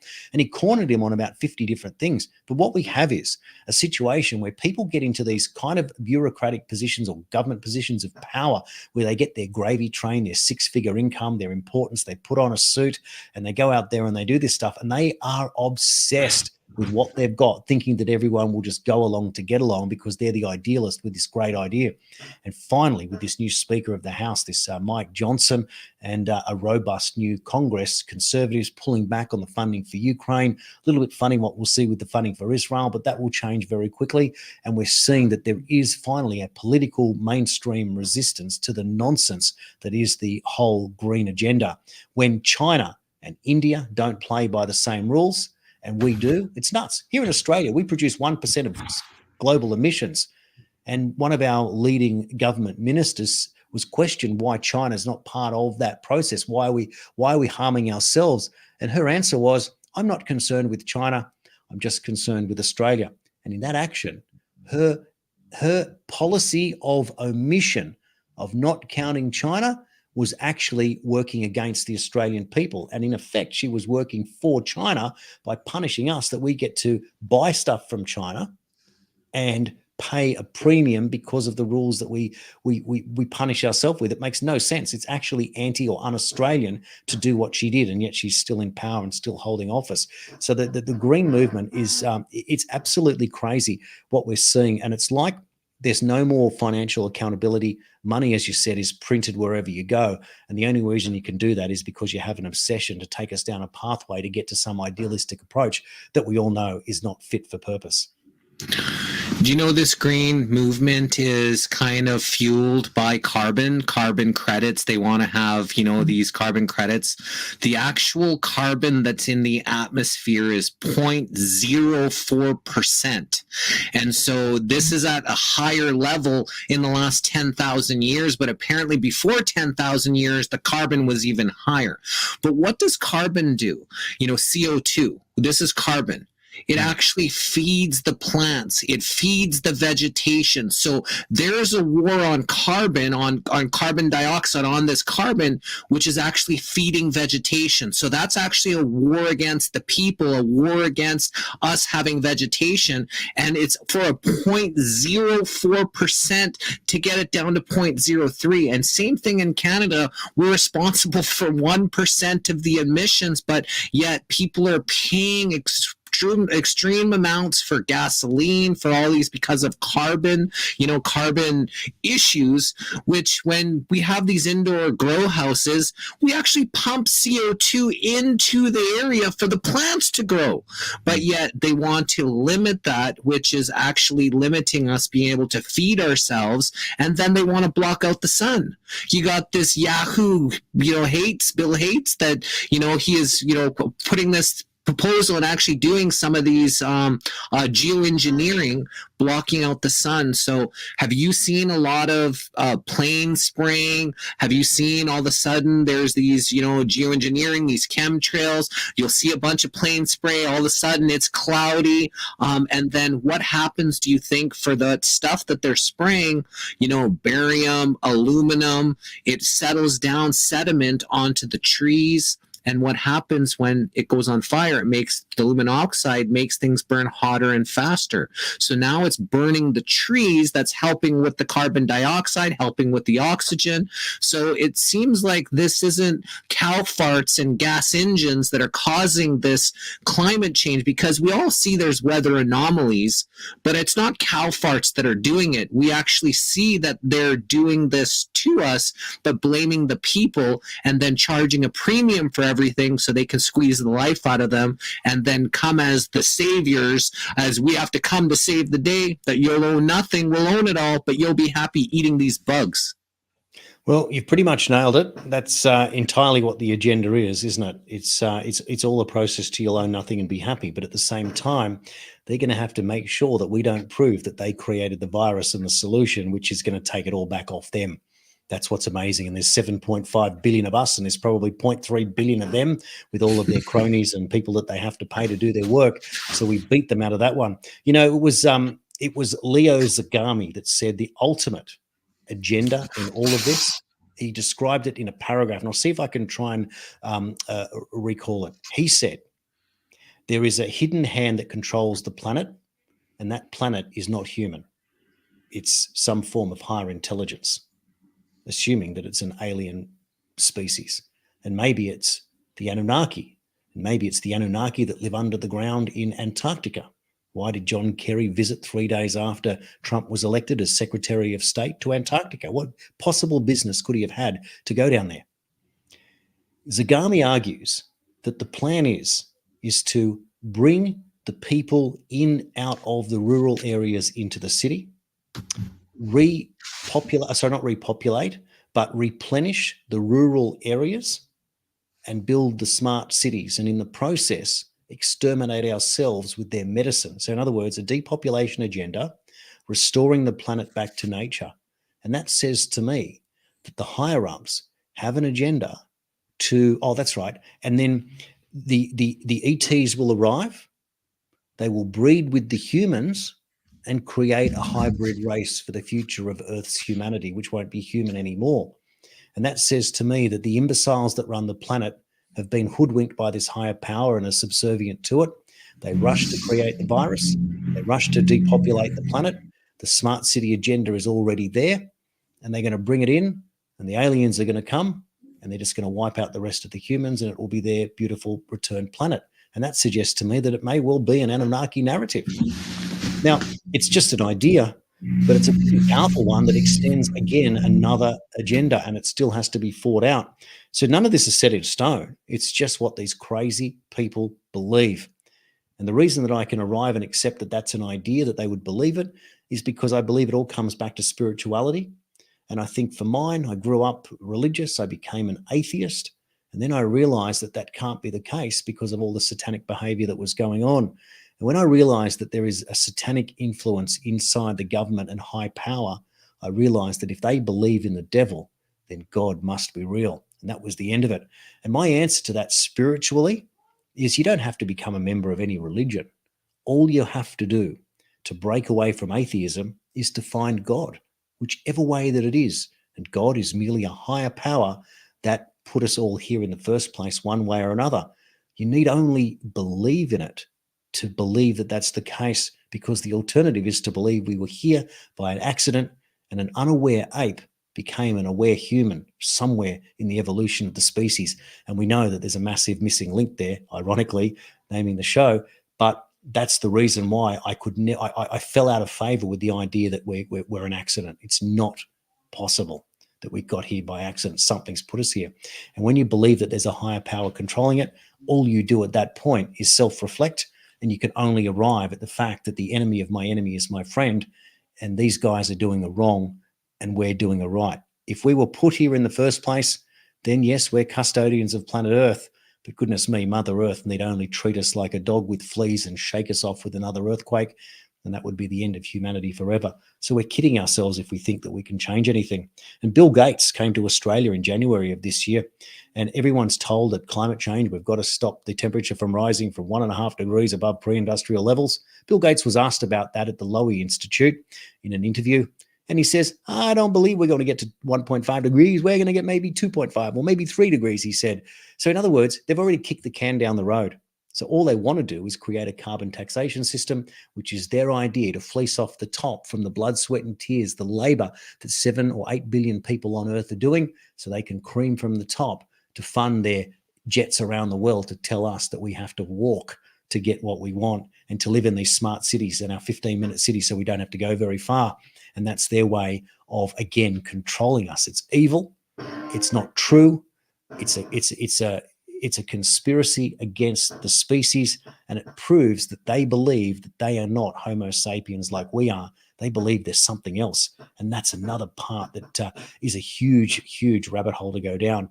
And it's one of my favorite subjects, in fact, is the whole idea of exopolitics, the politics of off Earth. What happens when you fly off Earth in a spaceship? At what point does does the Earth's atmosphere become galactic space, and that you no longer have rights over that part of the area? And that's what exopolitics is all about. Imagine being able to academically discuss such a subject. So who owns the moon, for example? Who controls the moon? Who controls Mars? Is it just the Earthlings that finally get there, or is there another species on that planet? Like, it's incredible to expand the mind, isn't it? So here we are worrying at one stage about putting food on the table, but at the same time, we allow ourselves the intellectual capacity to consider how we might terraform another planet, even if we can, and work out if that's the right thing to do, or whether there's a native species that may have been there 1 million years ago, and whether that does not permit us to even set foot on this planet. Or no, the evolution of life means that, of course, we must set foot on that planet and see if we can work out a way that humans can expand. Because isn't the whole purpose of life is to keep living and expanding? That's what we do. And if we filled up the Earth, do we reduce ourselves, or do we expand to other areas? That, to me, would make sense. It seems that there's an unlimited amount of planets, an unlimited amount of stars. Why would we punish ourselves? And I think Elon Musk thinks the same way. He wants the idea of expanding humanity, whereas the WEF wants us to reduce humanity, which says to me that they might not actually be the bosses. They are under the thumb of a higher intelligence that says we're coming to get our planet back. We only want 500 million people. We only want a portion of it done because they're going to be our slaves. We're going to come and get it. And therefore, it's a standover tactic. And therefore, the people that run us are actually being run by someone else, and we don't agree with any of them, and we hold the power. That's how big the picture really is in my eyes. And while there's a whole bunch that went through my mind about asking to talk about their interview 285, we had Leo Zagami on the missing link. So that's another one for any of your listeners here. Subscribe to our channels, watch it on Rumble if you can. That's our favorite channel to subscribe to, but any of the ones that does work. New Zealand, John Kerry, he went to the Antarctica. The Pope went to Antarctica. Obama went to Antarctica. But these guys also have been buying property in New Zealand. And I know someone said something about John Kerry was in New Zealand the day before the mosque attack as well. Sorry to butt in, Jesse. You know who was there in that week before was John Podesta. John Podesta. So maybe that's who this person was thinking of, or was Kerry and Podesta there? Yeah, I have to confirm Kerry, but I know John Podesta was there around about that period, which was really odd. Very odd, but for some reason, a lot of these people, like Obama and some of them, they've been buying up property in New Zealand. Have you heard about that? And have you heard maybe why, New Zealand is such coveted land? Well, so someone in law enforcement was telling me a couple of years ago that there was a whole bunch of big yachts that were gathering in, I think it was in the Auckland Harbour or something like that, and the indication was that there was some connection to the horrific abuses against children and the idea that they could be kept in these huge yachts off the coast. It's long been thought that the elites were buying property in New Zealand one way or another, whether or not they thought there was going to be nuclear war and that was the place to go, or whether or not there was going to be some other form of legal protection or something like that. And of course, you've got proximity to Antarctica at the same time. I can't put my finger on exactly why, but there was certainly a reason that there was a lot of interest in places like that. And then, of course, you've got Obama, the climate change story, and then buys a $15 million property on Martha's Vineyard on at sea level. I mean, how are we meant to rationalize what's real and what's not if your actions speak louder than your words?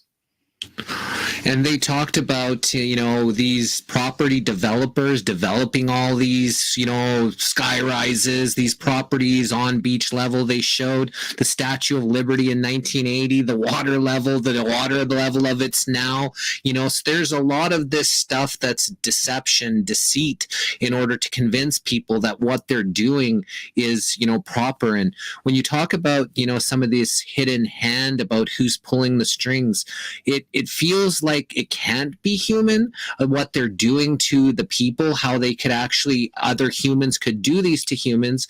But sometimes it makes me think that if the boogeyman is, some alien, if the boogeyman is some red horned guy, then it takes the accountability away from these shitty people that are actually doing this to people. And like, I have a theory that, there is no yin and the yang. It's all just yin. It's all supposed to be connected, all supposed to be love, that they just created a yang, said there has to be darkness in order for them to be light, to justify their shitty behavior, in order to have some kind of boogeyman that people believe and think that we can't fight against because it's supernatural or they come from other places. And that's one of the reasons why people don't come together and stop them, because they feel like, how can I, as just a person, fight against some demonic spirit or some alien with all this crazy technology that they may have? I like the idea of going up to Anthony Fauci and John Kerry and Klaus Schwab and Bill Gates and calling them for the bullshit that they served up to us and the crimes that they've committed. And when they justify it, I'll say, no, just take me to your leader and show me who's pulling your strings, because I want to know if it is a higher intelligence, and let's deal with that. Because I know one thing's for sure, that in all the reading I've done on ETs, no population on all these other planets and star systems has any more than a population of 200 or 300 million, possibly 500 million, whatever. Earth's the only place that has this many people. This is a threat. That not because we're going to destroy the planet, but because there's too many of us to overtake them. So that's an interesting a sideline to that argument about that possibility. I also think that in terms of the narrative, the ET narrative, I wonder if we've been fed Charles Darwin and evolution as the so-called scientific antithesis to creation in the Bible. What if there was a third narrative? And this is what many writers like Brad Olson and Michael Tellinger write about, that perhaps it is that we were created by another species, and that's the whole Anunnaki story. So if we were created by another species as this slave race here on Earth, that would make a lot more sense. So were the Klaus Schwab bloodlines, for example, were they the managers put in place of the slaves? And is that the missing link there between it all? It's an interesting question. And when we've seen movies like Prometheus and that Anunnaki in the beginning that explodes with whatever it looks, turns into dust, you wonder what an Anunnaki might look like. Would it look human? Would it look like a reptilian? How does all this come together? Who knows? But geez, it's exciting. There's a terrific guy on YouTube, Mr. Mythos. He's done a couple of he does, mini sort of documentary videos, and he covers some of this inner earth stuff, and it's just fascinating what he's been able to discover. I think it was in Bulgaria. He calls it the Bulgarian Area 51, that particular story, that he talks about this particular place that an ET channeling lady got some information that said, go to this place in Bulgaria, go underground, and you're going to find the first human created, the remains. And so this became a Bulgarian government project, and she took a crew of people down there. They went down into this deep hole. They went way down into it.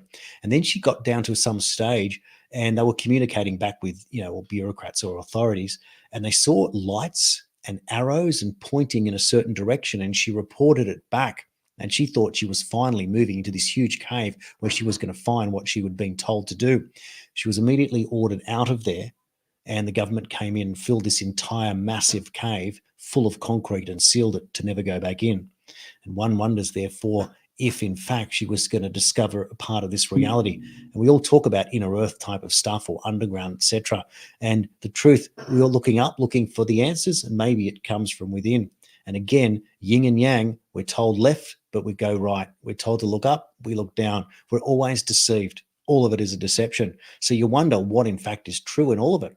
And so the only thing you can do in that process is go about your business and keep exploring. The pioneers, pioneers built the world, and we've still got a whole lot of pioneering to go. It's an exciting thing to be an adventurer. Who would have thought that adventure in the 21st century, seeing as we've kind of mapped the whole world, is to map off-world, to map within the world, to map under the world, to find out what's really going on. So we don't have all the answers, no way, but we have so much more to discover.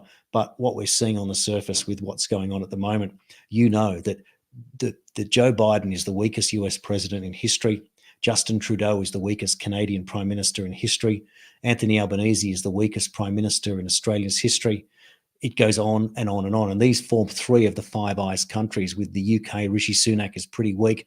And the New Zealand had the weakest ever in Hipkins, who just got turfed out for the Conservative over there. So it's a really interesting stage that the West, at a time when China has never been stronger, when Russia is unbeatable at the moment against NATO and Ukraine, that the West is at the absolute weakest, and we need political change. As much as I would like it to be, a purist like a Dr. Shiva, unfortunately, he's not going to be elected. But the one person that can and will be elected, it appears, will be Donald Trump.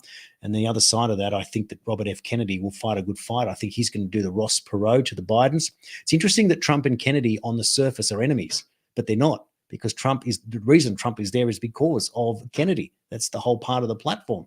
And so they're playing an interesting game. And I think that when it gets to the end of it, they have to be enemies, because Kennedy is going to pick up Biden people who are deluded with the Democrats, and they're going to go for Kennedy, as opposed to people saying, I don't trust Trump anymore. He's past news, or he's got a criminal record, or whatever that's going to happen in the next 12 months. That's why I'm going to vote for Kennedy. So there's no way the establishment can win at this stage. They're going to try Michelle Obama. They're going to try Gavin Newsom. They're going to try some miracle, whatever it is, but it's not going to work. They're too slow.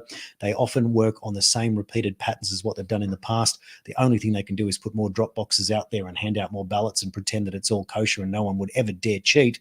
And so that's the path they're going to play.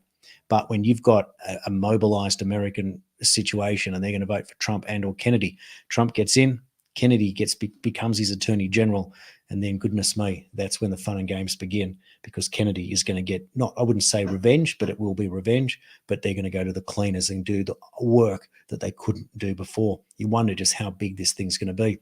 And Jesse, there's another one I wanted to mention. I was introduced to a fellow yesterday called Pierre Poilievre. Is that how you pronounce his name? The Canadian Poilievre. Pierre Poilievre, yeah. Yeah, I watched a video called How About These Apples? It was about a 9-minute interview. It was just absolutely incredible that this guy is a breath of fresh air for Canada. Absolutely amazing that he's young, he's smart, he speaks beautifully, cool as a cucumber, answers the questions and has all the answers for how Canada is going to get out of their mess. And if you're going to look at those two men side by side, I don't think Trudeau stands a chance. I think he's gone. Well, unless, obviously they cheat on the elections, which they seem to cheat always. Polyev may be just another one, that you have the people that they hate, and then the next one comes as the white shining knight, says the right things, gets into power, does the exact same donkey stuff that they do. So that's a potential, because there's some people that, know some things about him that he may not be the shining like it is, but he's saying the right things, just like every other person that replaces the next hated person is, and that cycle kind of repeats. But to your theory about Kennedy and Trump, they've always controlled both sides, the left and the right, so it didn't really matter who got in because they controlled both sides.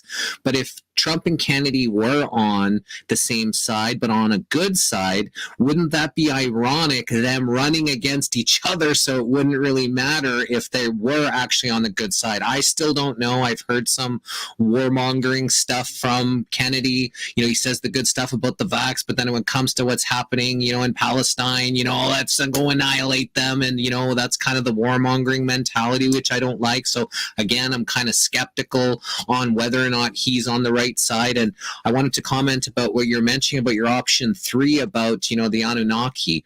That comes from the, religions seem to all be based in the same thing, Sumerian tablets, which outdate, all of these religions, and those tablets, which were written in stone, which predates every single religion, which all of them seem to kind of be based on, could make that theory a lot more plausible about that, coming from this slave race, which, that's a theory I've always, kind of, been very fascinated about that happening as well. And I know that when you mentioned about us expanding to these other planets, Karina says, no, don't expand to other planets till we clean up our horrible messes here first. It's a total, kind of arrogant and ignorant to think that we can go colonize other planets when we can't even come to a symbiotic nature here. We're destroying it here. And, for us to expand to other places before we can even fix this mess, I think that we need to, focus on, they spend all these monies on NASA and spending these monies here and there trying to explore the galaxy, when if they spent the money actually fixing this place, making sure everybody had clean water and proper food and, things like that, I think that should be more of a priority than, actually kind of looking through the galaxy to try to find a home for us to destroy there as well, right? Because we don't have a very good track record with what's going on here on Earth right now. Well, you can argue that, but I think it's defeatist, and I think it's focusing on again on a hierarchy that we don't believe in. To say that we can't colonize another planet is to say that we believe that the government of the day that refuses to even acknowledge that an alien exists is the one that's going to do it. And I'm going to say this, they're not even going to be here. The next election of the US is the most important in our lifetimes. And everyone says that every lifetime, but this is, because this is the one that we finally catch them. They're not going to handcuff themselves, but they are going to be handcuffed. I'm not concerned that Kennedy says things to appeal to Zionists, because I know that he's playing both sides of the fence. I know that Kennedy will be a pacifist when the time comes, just like his uncle was. He was going to splinter the CIA into a million pieces, and he didn't want war. But he was also tricked by a deep state that didn't accept that he was in power. And that's a 60-year legacy. We know that Donald Trump doesn't start wars, and we know Donald Trump ends wars. We know that Donald Trump is working towards a peace deal with the Abraham Accords with his son-in-law, Jared Kushner, that everyone wants to hate on. Remember, the enemy of my enemy is my friend. To say that we can't worry about other planets until we work out our differences here on Earth is kidding ourselves. There are 8 billion people here on Earth. We already know that the people aren't the problem, but the establishment that runs it is. We don't have answers on our own. We don't even know where we came from.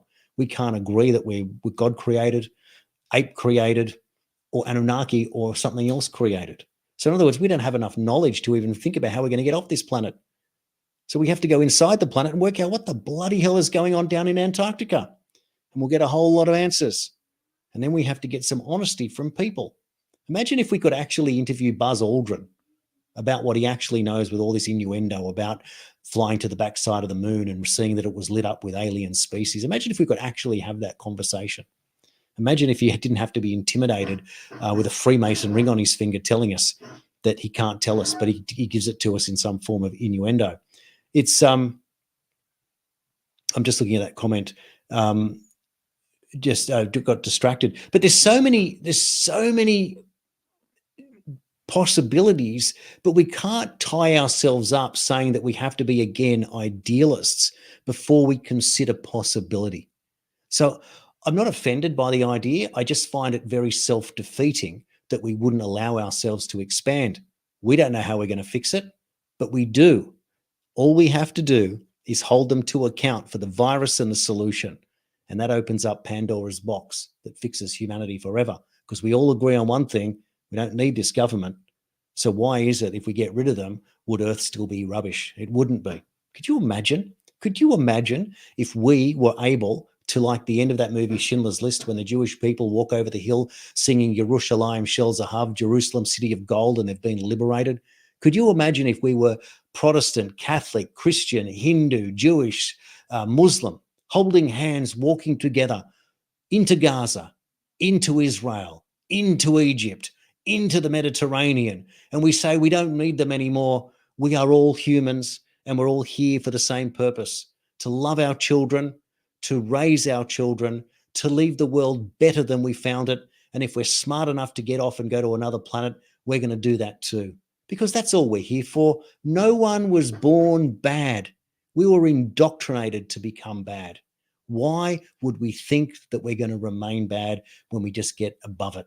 And that's the big deal. So yes, I can accept that people think like that. And maybe I call it small thinking. I also call it, it's no different to white guilt. It's human guilt. But we don't have anything to be guilty for. I know that I'm a good person. Jesse, I know that you're a good person. And I know that our audience watching know that they're good people. That's why they're watching this and not watching mainstream news. So don't feel guilty about wanting to be a pioneer and expand the human condition. Like Jacques Fresco told us, we don't even need money for that system. We are unlimited with unlimited potential. And all we have to do is know it, believe it, and behave accordingly. When you mentioned that the JFK story kind of changed, things for you, we've interviewed Judith Ferry Baker. I'm not sure if you know who that is, but she was Lee Harvey Oswald's girlfriend.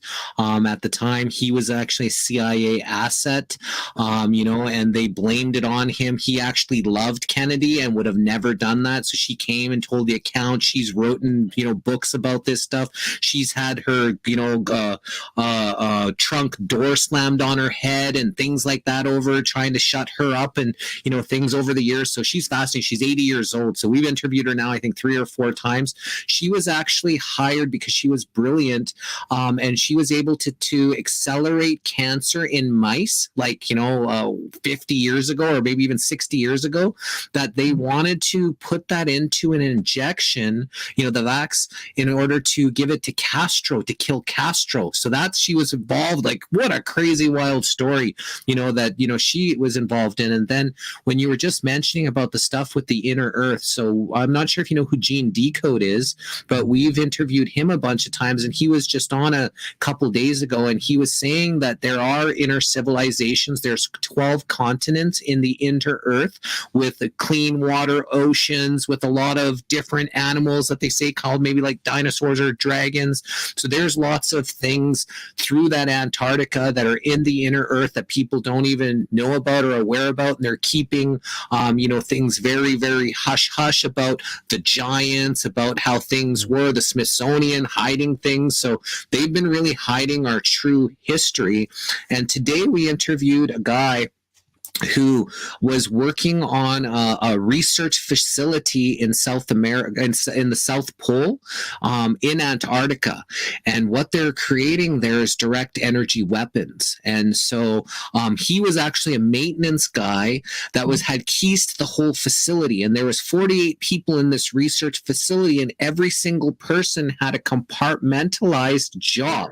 So they didn't know what the whole thing was. And they feed them with all this ego you're the most important job of this whole entire project, so they don't get to know or ask about all the other ones. But he's the maintenance guy with all the keys, asking and talking to everybody, finding out that this stuff is going on. So they're having these, these directed energy weapons coming out, HARP, all these other things that are going on that are causing some of these, weather anomalies. So I just thought I would share a little bit about some of the stuff we've been able to uncover, just by doing some of the work that we're able to do, is talk to all these fascinating people that, come across, and I just let source guide the way. And we don't really sure what we're doing here at the Missing Link, but we're trying to uncover any missing links about the world or the person that they wanted to share. And I'm just wondering, is there anything that we didn't talk about here today that maybe you wanted to share with the audience? I think we've covered a lot of ground. I just saw something pop up on the screen that I'd like to address, and it's the idea of that rejecting Trump because of the vaccine, and that just, I think it popped up before. And this is something that I've also wrestled with a lot, trying to work out why it was that we had Operation Warp Speed. And I think that for mine, I think it can be rationalized down to this point. When that virus was released, and Anthony Fauci told us somewhere in 2017 that there was going to be a certainty that there would be something that would happen in Trump's term that he would have to deal with. And the reason that obviously that it was released was so that you could get mail-in voting in the lockdown period and people scared to vote. That was obviously what it was for. And that had never been done before. Now, there's a thing called postal voting where you solicit a ballot to be posted to you directly. You send it back in 2 envelopes. The outside one is opened, it's marked off, and the inside one goes in to be counted later so that they're separate. Mail-in voting was nothing like that. That was basically print out a ballot and shove it in a box and no one knows where it came from. Insane that you could think that could actually be a real thing. So that's a very different process. Now, we knew before the pandemic started, that there was going to be a lockdown. It was all over the chans. It was all over various different intelligence sources that you would read and different forums. So we all knew it was coming, and then it came. Now, what were Trump's options? He could have come out and said, well, we're not going to push the vaccine. We're going to let it take 7 years. Well, that was going to give them 7 years of lockdowns or some other nonsense that they were going to push us into. Most of us couldn't tolerate a lockdown for a matter of a month. We were losing our mind. In Victoria here in Australia, the state below me, they had 270 days of lockdowns. How do you do 270 days? I remember talking to my cousin in Melbourne, and he was getting out of his car and putting a mask on, and he's the toughest guy in the world. Like, why are you putting a mask on? I never put a mask on. Oh, you got to, mate. I'm just going along to get along. I'm like, what do you mean? That's how bad it was, and we all know how bad it was. Now, he resisted the jab, as many of us did, but he still went down that mask process. I refused. I got fined once for not wearing a mask inside an office where I was working on my own, when a policeman looked through the window and saw me and gave me a $500 fine that I eventually defeated in court. But Trump knew that the world is obsessed with vaccines because that's what we've been pumped into. We also know that Kennedy has been completely isolated because he wants, as Shiva said, safe vaccines, which is Shiva's taking that and pushing that. Kennedy doesn't want safe vaccines. He just wants to deal with it on a political level to determine that they're all rubbish one way or another for the reasons why. If they're not safe and they don't prevent, they're not a vaccine. So what was Trump's options? He pushed Operation Warp Speed to force the error, and he knew that some would take it and some wouldn't. Clearly, Trump was aware that the argument has been with the green agenda that there were too many of us. So you get free will. He never forced it. He said you only take it if you want to. If the medical establishment said it was safe and effective, it wasn't for him to say that it wasn't. And if he did say question it, which he kind of did by saying you had free will, he would have been slaughtered, which he was, for the amount of times that he got done for the light and with the light therapy and what was it, the other one that they said, disinfectant, all that stuff that he put out there. That was a trial close to show you what they were going to do if he went against the vaccine. We also know that in the beginning of his presidency, he went to RFK Jr. and they were going to put together a vaccine safety thing, and Bill Gates got into his face and said no. What was that? That was an example, not of Trump being outplayed by Kennedy to believe Gates. That was knowing that your enemy of my enemy is my friend, and he was playing with the enemy that is clearly Bill Gates. So it's not perfect. And this is idealism that I mentioned at the beginning of our interview. Unfortunately, we don't deal in absolutes or idealism. We are in a war for the species of the people. And that's why you have to pick the right man for the job. If it's not Trump, if it's not Kennedy, and it can't be Dr. Shiva because his system doesn't allow him enough popularity to even be noticed, then who is going to defeat the establishment? Because they won't defeat themselves, but they're spending their political capital like drunken sailors. And by the time we get to the election next year, there might not be much left, and they will be annihilated. Like Ronald Reagan, what did he win? 48 states or something in that election against against Carter and then Mondale. It'll be something as incredible as that, or maybe it'll be just a hairline victory. Whatever it is, it's just the changing that's coming. And I'll tell you what, the one thing you notice about Trump is he gets revenge, and he always looks like he's going to lose before he wins. He's like the Hulk Hogan of the political world. It's incredible. So that's my take on it. I hope people can understand that it is not a game of absolutes, but it is warfare, and politics is a blood sport. And if you want to know how bad it is, Jesse, I suggest you go and, like you and I did, is put your hand up and go and try. Just go and join a political movement, go to a political branch meeting, and then go and put your hand up and be a candidate, and just see how your own people are after you for this idea that you're going to search for power. It's a horrible, horrible situation. I don't recommend politics to anyone. You really do have to have a thick skin, but it is the way forward at this stage. And in order to change the system, you have to get in, you have to infiltrate the system. And if the system is broken, you have to break the system. As Julian Assange said, 70% of Washington, D.C. goes down if the truth comes out. Massive. And here we are. Here someone says we certainly don't have the right person in Australia right now, Jason. And I wanted to mention about something what you just said about, with Trump knowing about these injections and things. So here at the Missing Link, we've interviewed 60 doctors, that speak out against the agenda. And one of those doctors was Paul Elias Alexander. And who he was working at the WHO when all this went down. And he said that they were trying to give Trump information. He came on the Missing Link and said they were trying to give him information about what this all was, and the higher ups did not relay that information. He was part of the task force for the COVID task force, and they weren't relaying that information to Trump. So it was fascinating to get that. I didn't like the part of him bragging about it afterwards. I created the best thing when people are getting injured and killed, and it's a big, kind of like craziness when it comes to that whole narrative that, a lot of people are really disappointed because of the stance he took. All he had to do, and he still at any point can look, the vaccine has harmed people. I fucked up.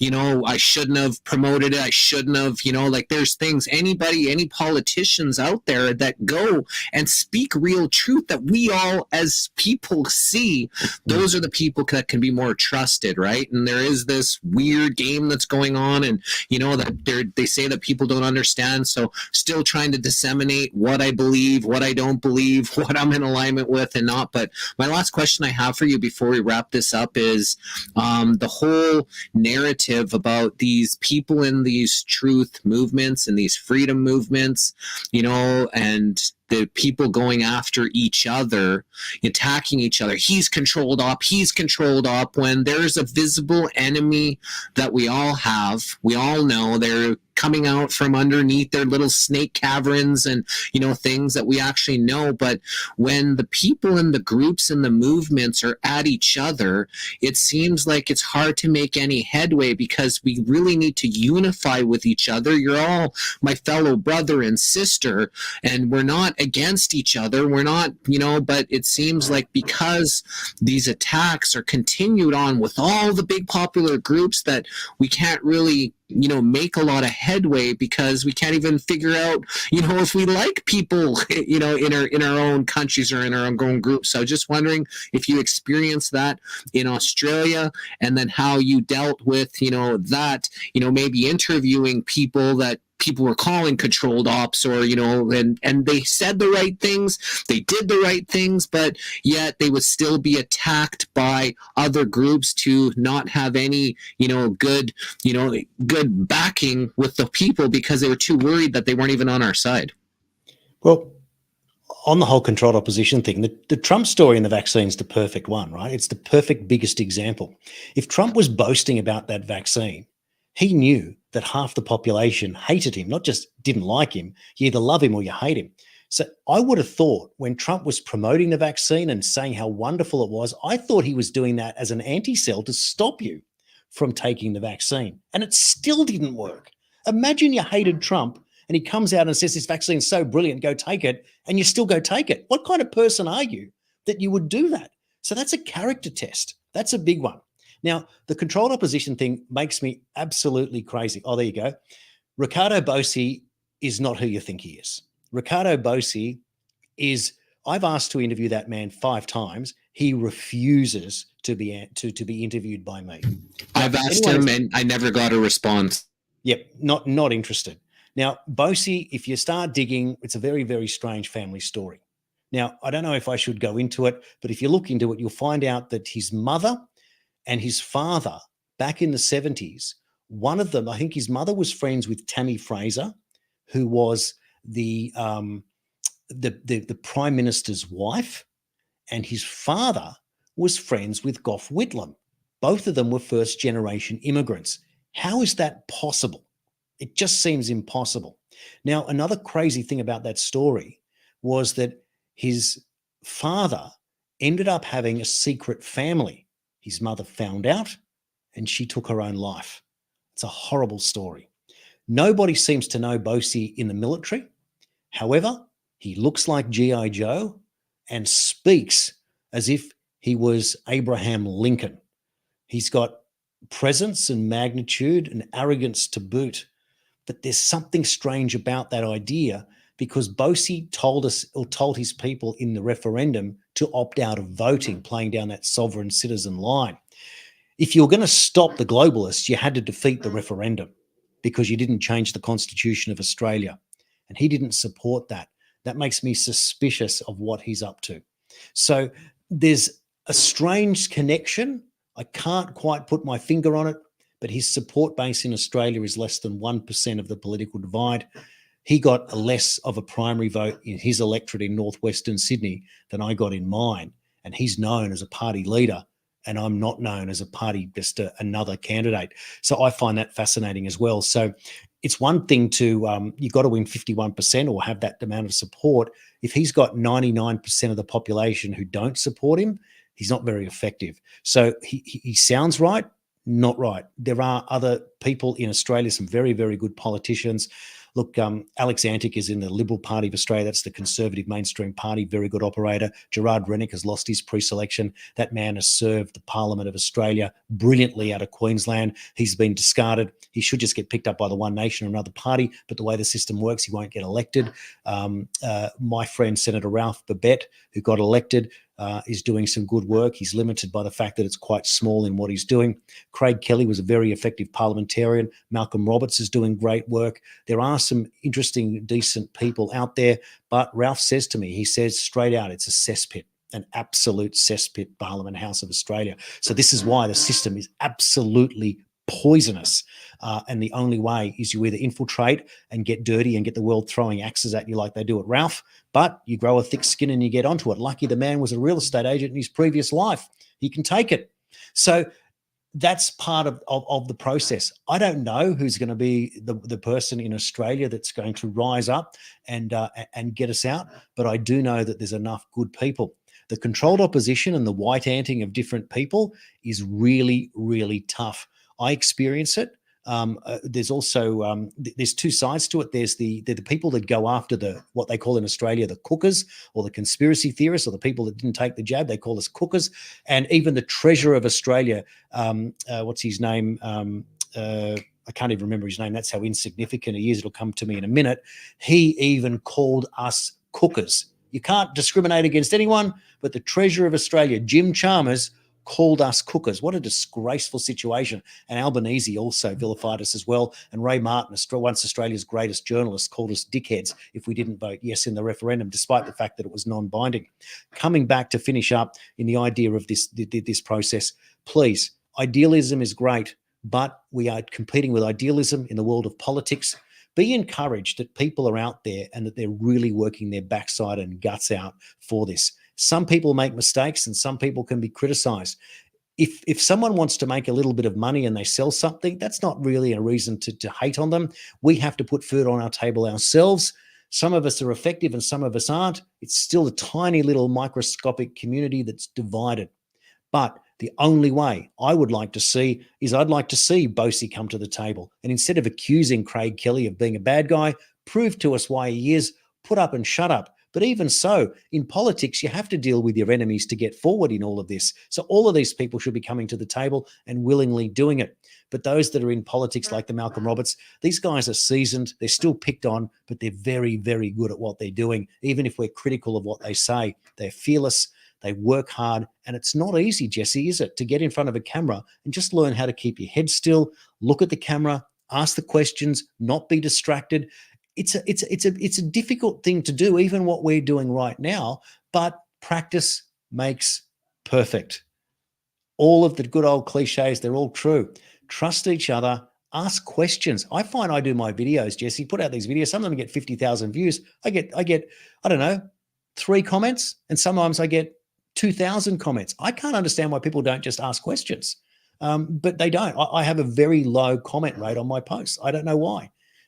It's just one of those things. Maybe I'm giving all the answers, or maybe people are scared to challenge. And then you get the occasional ones, the seagulls that come in, shit all over what you're doing and leave. And you go and have a look at their profile, and it's there's no face picture. It's a picture of a horse or a car. Their profile is locked, or they have nothing on their pages. And you wonder if these are just agent provocateurs that are just there to just try and cause a scene and distract you from what you're doing. So we have distractions everywhere. But all you do, look, the main politicians that are getting hammered, they just ignore it and go on, block, delete, move on, get on with it. And that's the best way. But remember, we're all friends. We all have big picture ideas. Share them, encourage. But yeah, please don't get down if you don't agree. So what? I mean, I don't even agree with my wife on issues. We don't hate each other for that. We just work it out. And I think that's the same with all of us. It's the great lesson. Tolerance, free will. Because you wouldn't want to give up your free will to be hive-minded, would you? You'd never, ever do that. So we're going to have differences. Debate is great. That's what I'd like to say. And Jesse, I just want to say thank you for inviting me on the show. I know it's been a few months before we were able to put it all together. I think the work that you're doing is absolutely amazing. I love that you love it as much as I love doing my show. And I think that's the best part of it, like you said, because it doesn't feel like work at all, does it? No, not at all. Please tell us, and thank you. Please tell us about your website, I believe that's your Twitter and your Facebook. And I just want to let you know, when I posted the ad for this, and all of a sudden I posted it, and then I didn't know, and then I went to go back to look, and it's not there, and I'm like, that's strange. So I copied again with your name, and I posted the links, and I posted it, and I went back, and it's gone, and it's not there, and I'm like, that's really strange. So what I did was I deleted the Facebook link, and then it posted and it was there. So because I'm in Canada, we've got a Canadian journalist content ban restriction.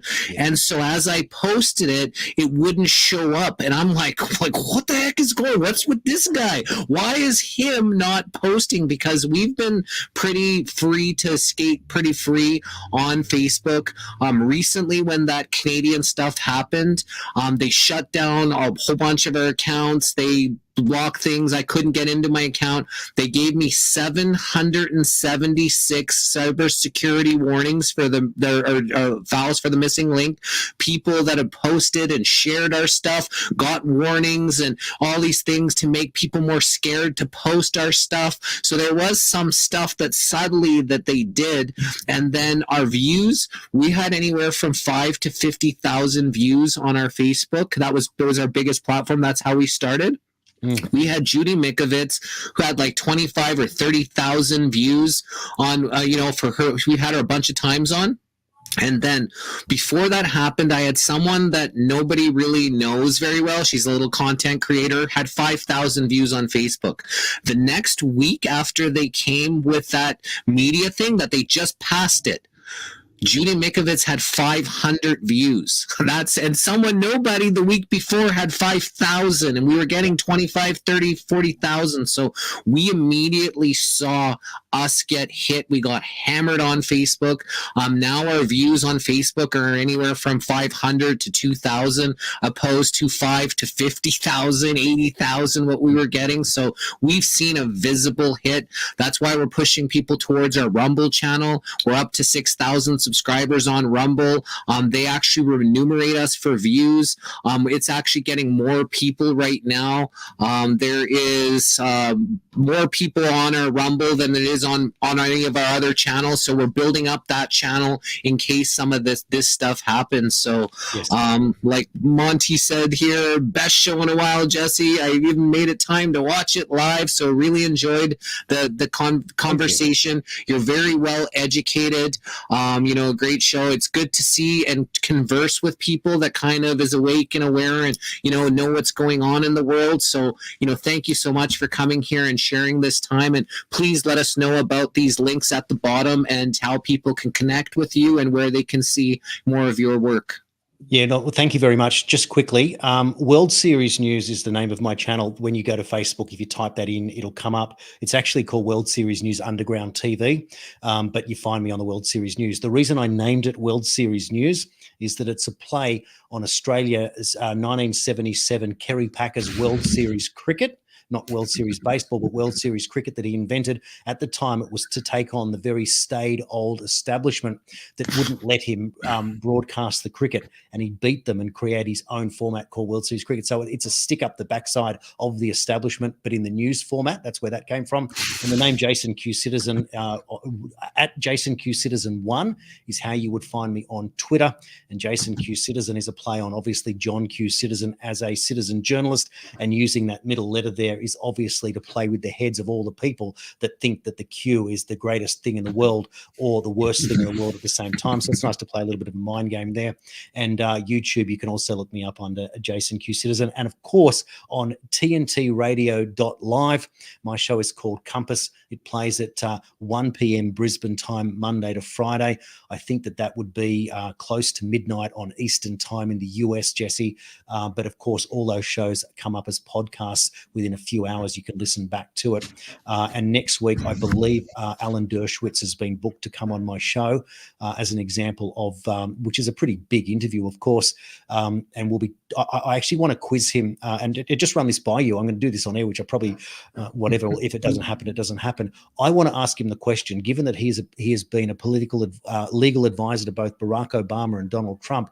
I want to ask him, knowing that he would know a lot of dark secrets about a lot of people, who does he think is going to win this, the establishment or Trump? That's where I want to go in that interview. I think that's a worthy question to ask somebody who knows both of those men. And clearly Obama is influencing the Biden administration. So, yeah, that's a good take. But check out TNT Radio if you haven't. You'll be impressed by the 30-odd presenters that are there. Some you'll know, some you won't. Joe Hoff from the Gateway Pundit has a show. Steve Malzberg, who's been on Mainstream, has the show before me. Chris Smith, who was 2GB Mainstream presenter, comes on after me. Katie Hopkins, as many people will know, the wonderful British funny lady. She has a show that goes on 2 shows after mine or 3 shows after mine. It's a great platform. Really proud of the work I'm doing there. And next week, I believe, is the launch of video. So it's not just radio, tntradio.live. It will go to a video format from next week as well. That's amazing and great find for the Alan Dershowitz interview. I'd be interested in saying, since he, knew both the dark secrets of Trump and Obama, I'd ask him who has the darker secrets. Would be a kind of a good question, which maybe I would ask him. Next week we have here on the Missing Link. Monday was supposed to be Reimer Fulnick out of Germany, but he got thrown in jail. So he's done an interview out of jail. I'm not sure if we're going to be able to link up one of those, but that was supposed to be Monday. But we're going to have John Scott Perez. He came out with a garlic vape that's helping people with these bronchial issues. You actually vape garlic and it gets directly into the bloodstream and it's healing people's lungs, got him off all these medications. He was going to die when all this stuff happened. So he has Allison V is his vape thing, but he also is a very brilliant guy, and they've got some energy technologies that they're introducing, getting some patents for some, great new energy. So that's on Monday. On Tuesday, we got SG Anon. So he's coming, on Tuesday on the Missing Link. Wednesday, we got Santos Bonacci. So he's like, I'm not sure if you know who he is, but recently he's gone wild that we need to go after each and one of these scumbags and Rothschilds and take them out. Like, he's gone to the extreme next level. So he's been in this truth movement for a very, very long time, and I'm not sure if you've heard of him, but a lot of people, follow him. Wednesday, we've got Nathan Siegel. I believe he's an ex. Not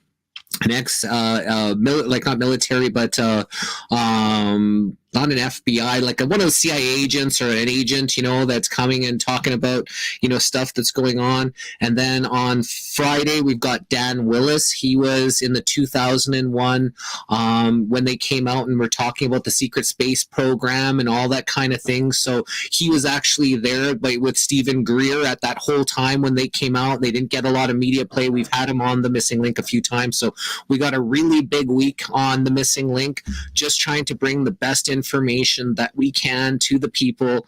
Knowledge is power. The more knowledge we have, the less power they have over us. And, that's one of the things we firmly live by. So, Jason, thanks again. May the source be with you in all that you do through this pivotal time in history.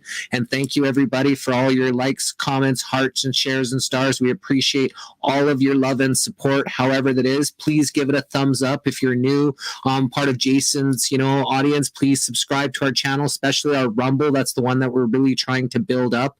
And have a wonderful weekend. And thanks again for this, definitely invigorating, great talk to be able to just, pick the brain of someone that's, quite intelligent and seems to know what's happening in the world. Fantastic. Well done, everyone. Thank you. Okay, bye, everyone. You all have an awesome weekend, and we'll see you next time we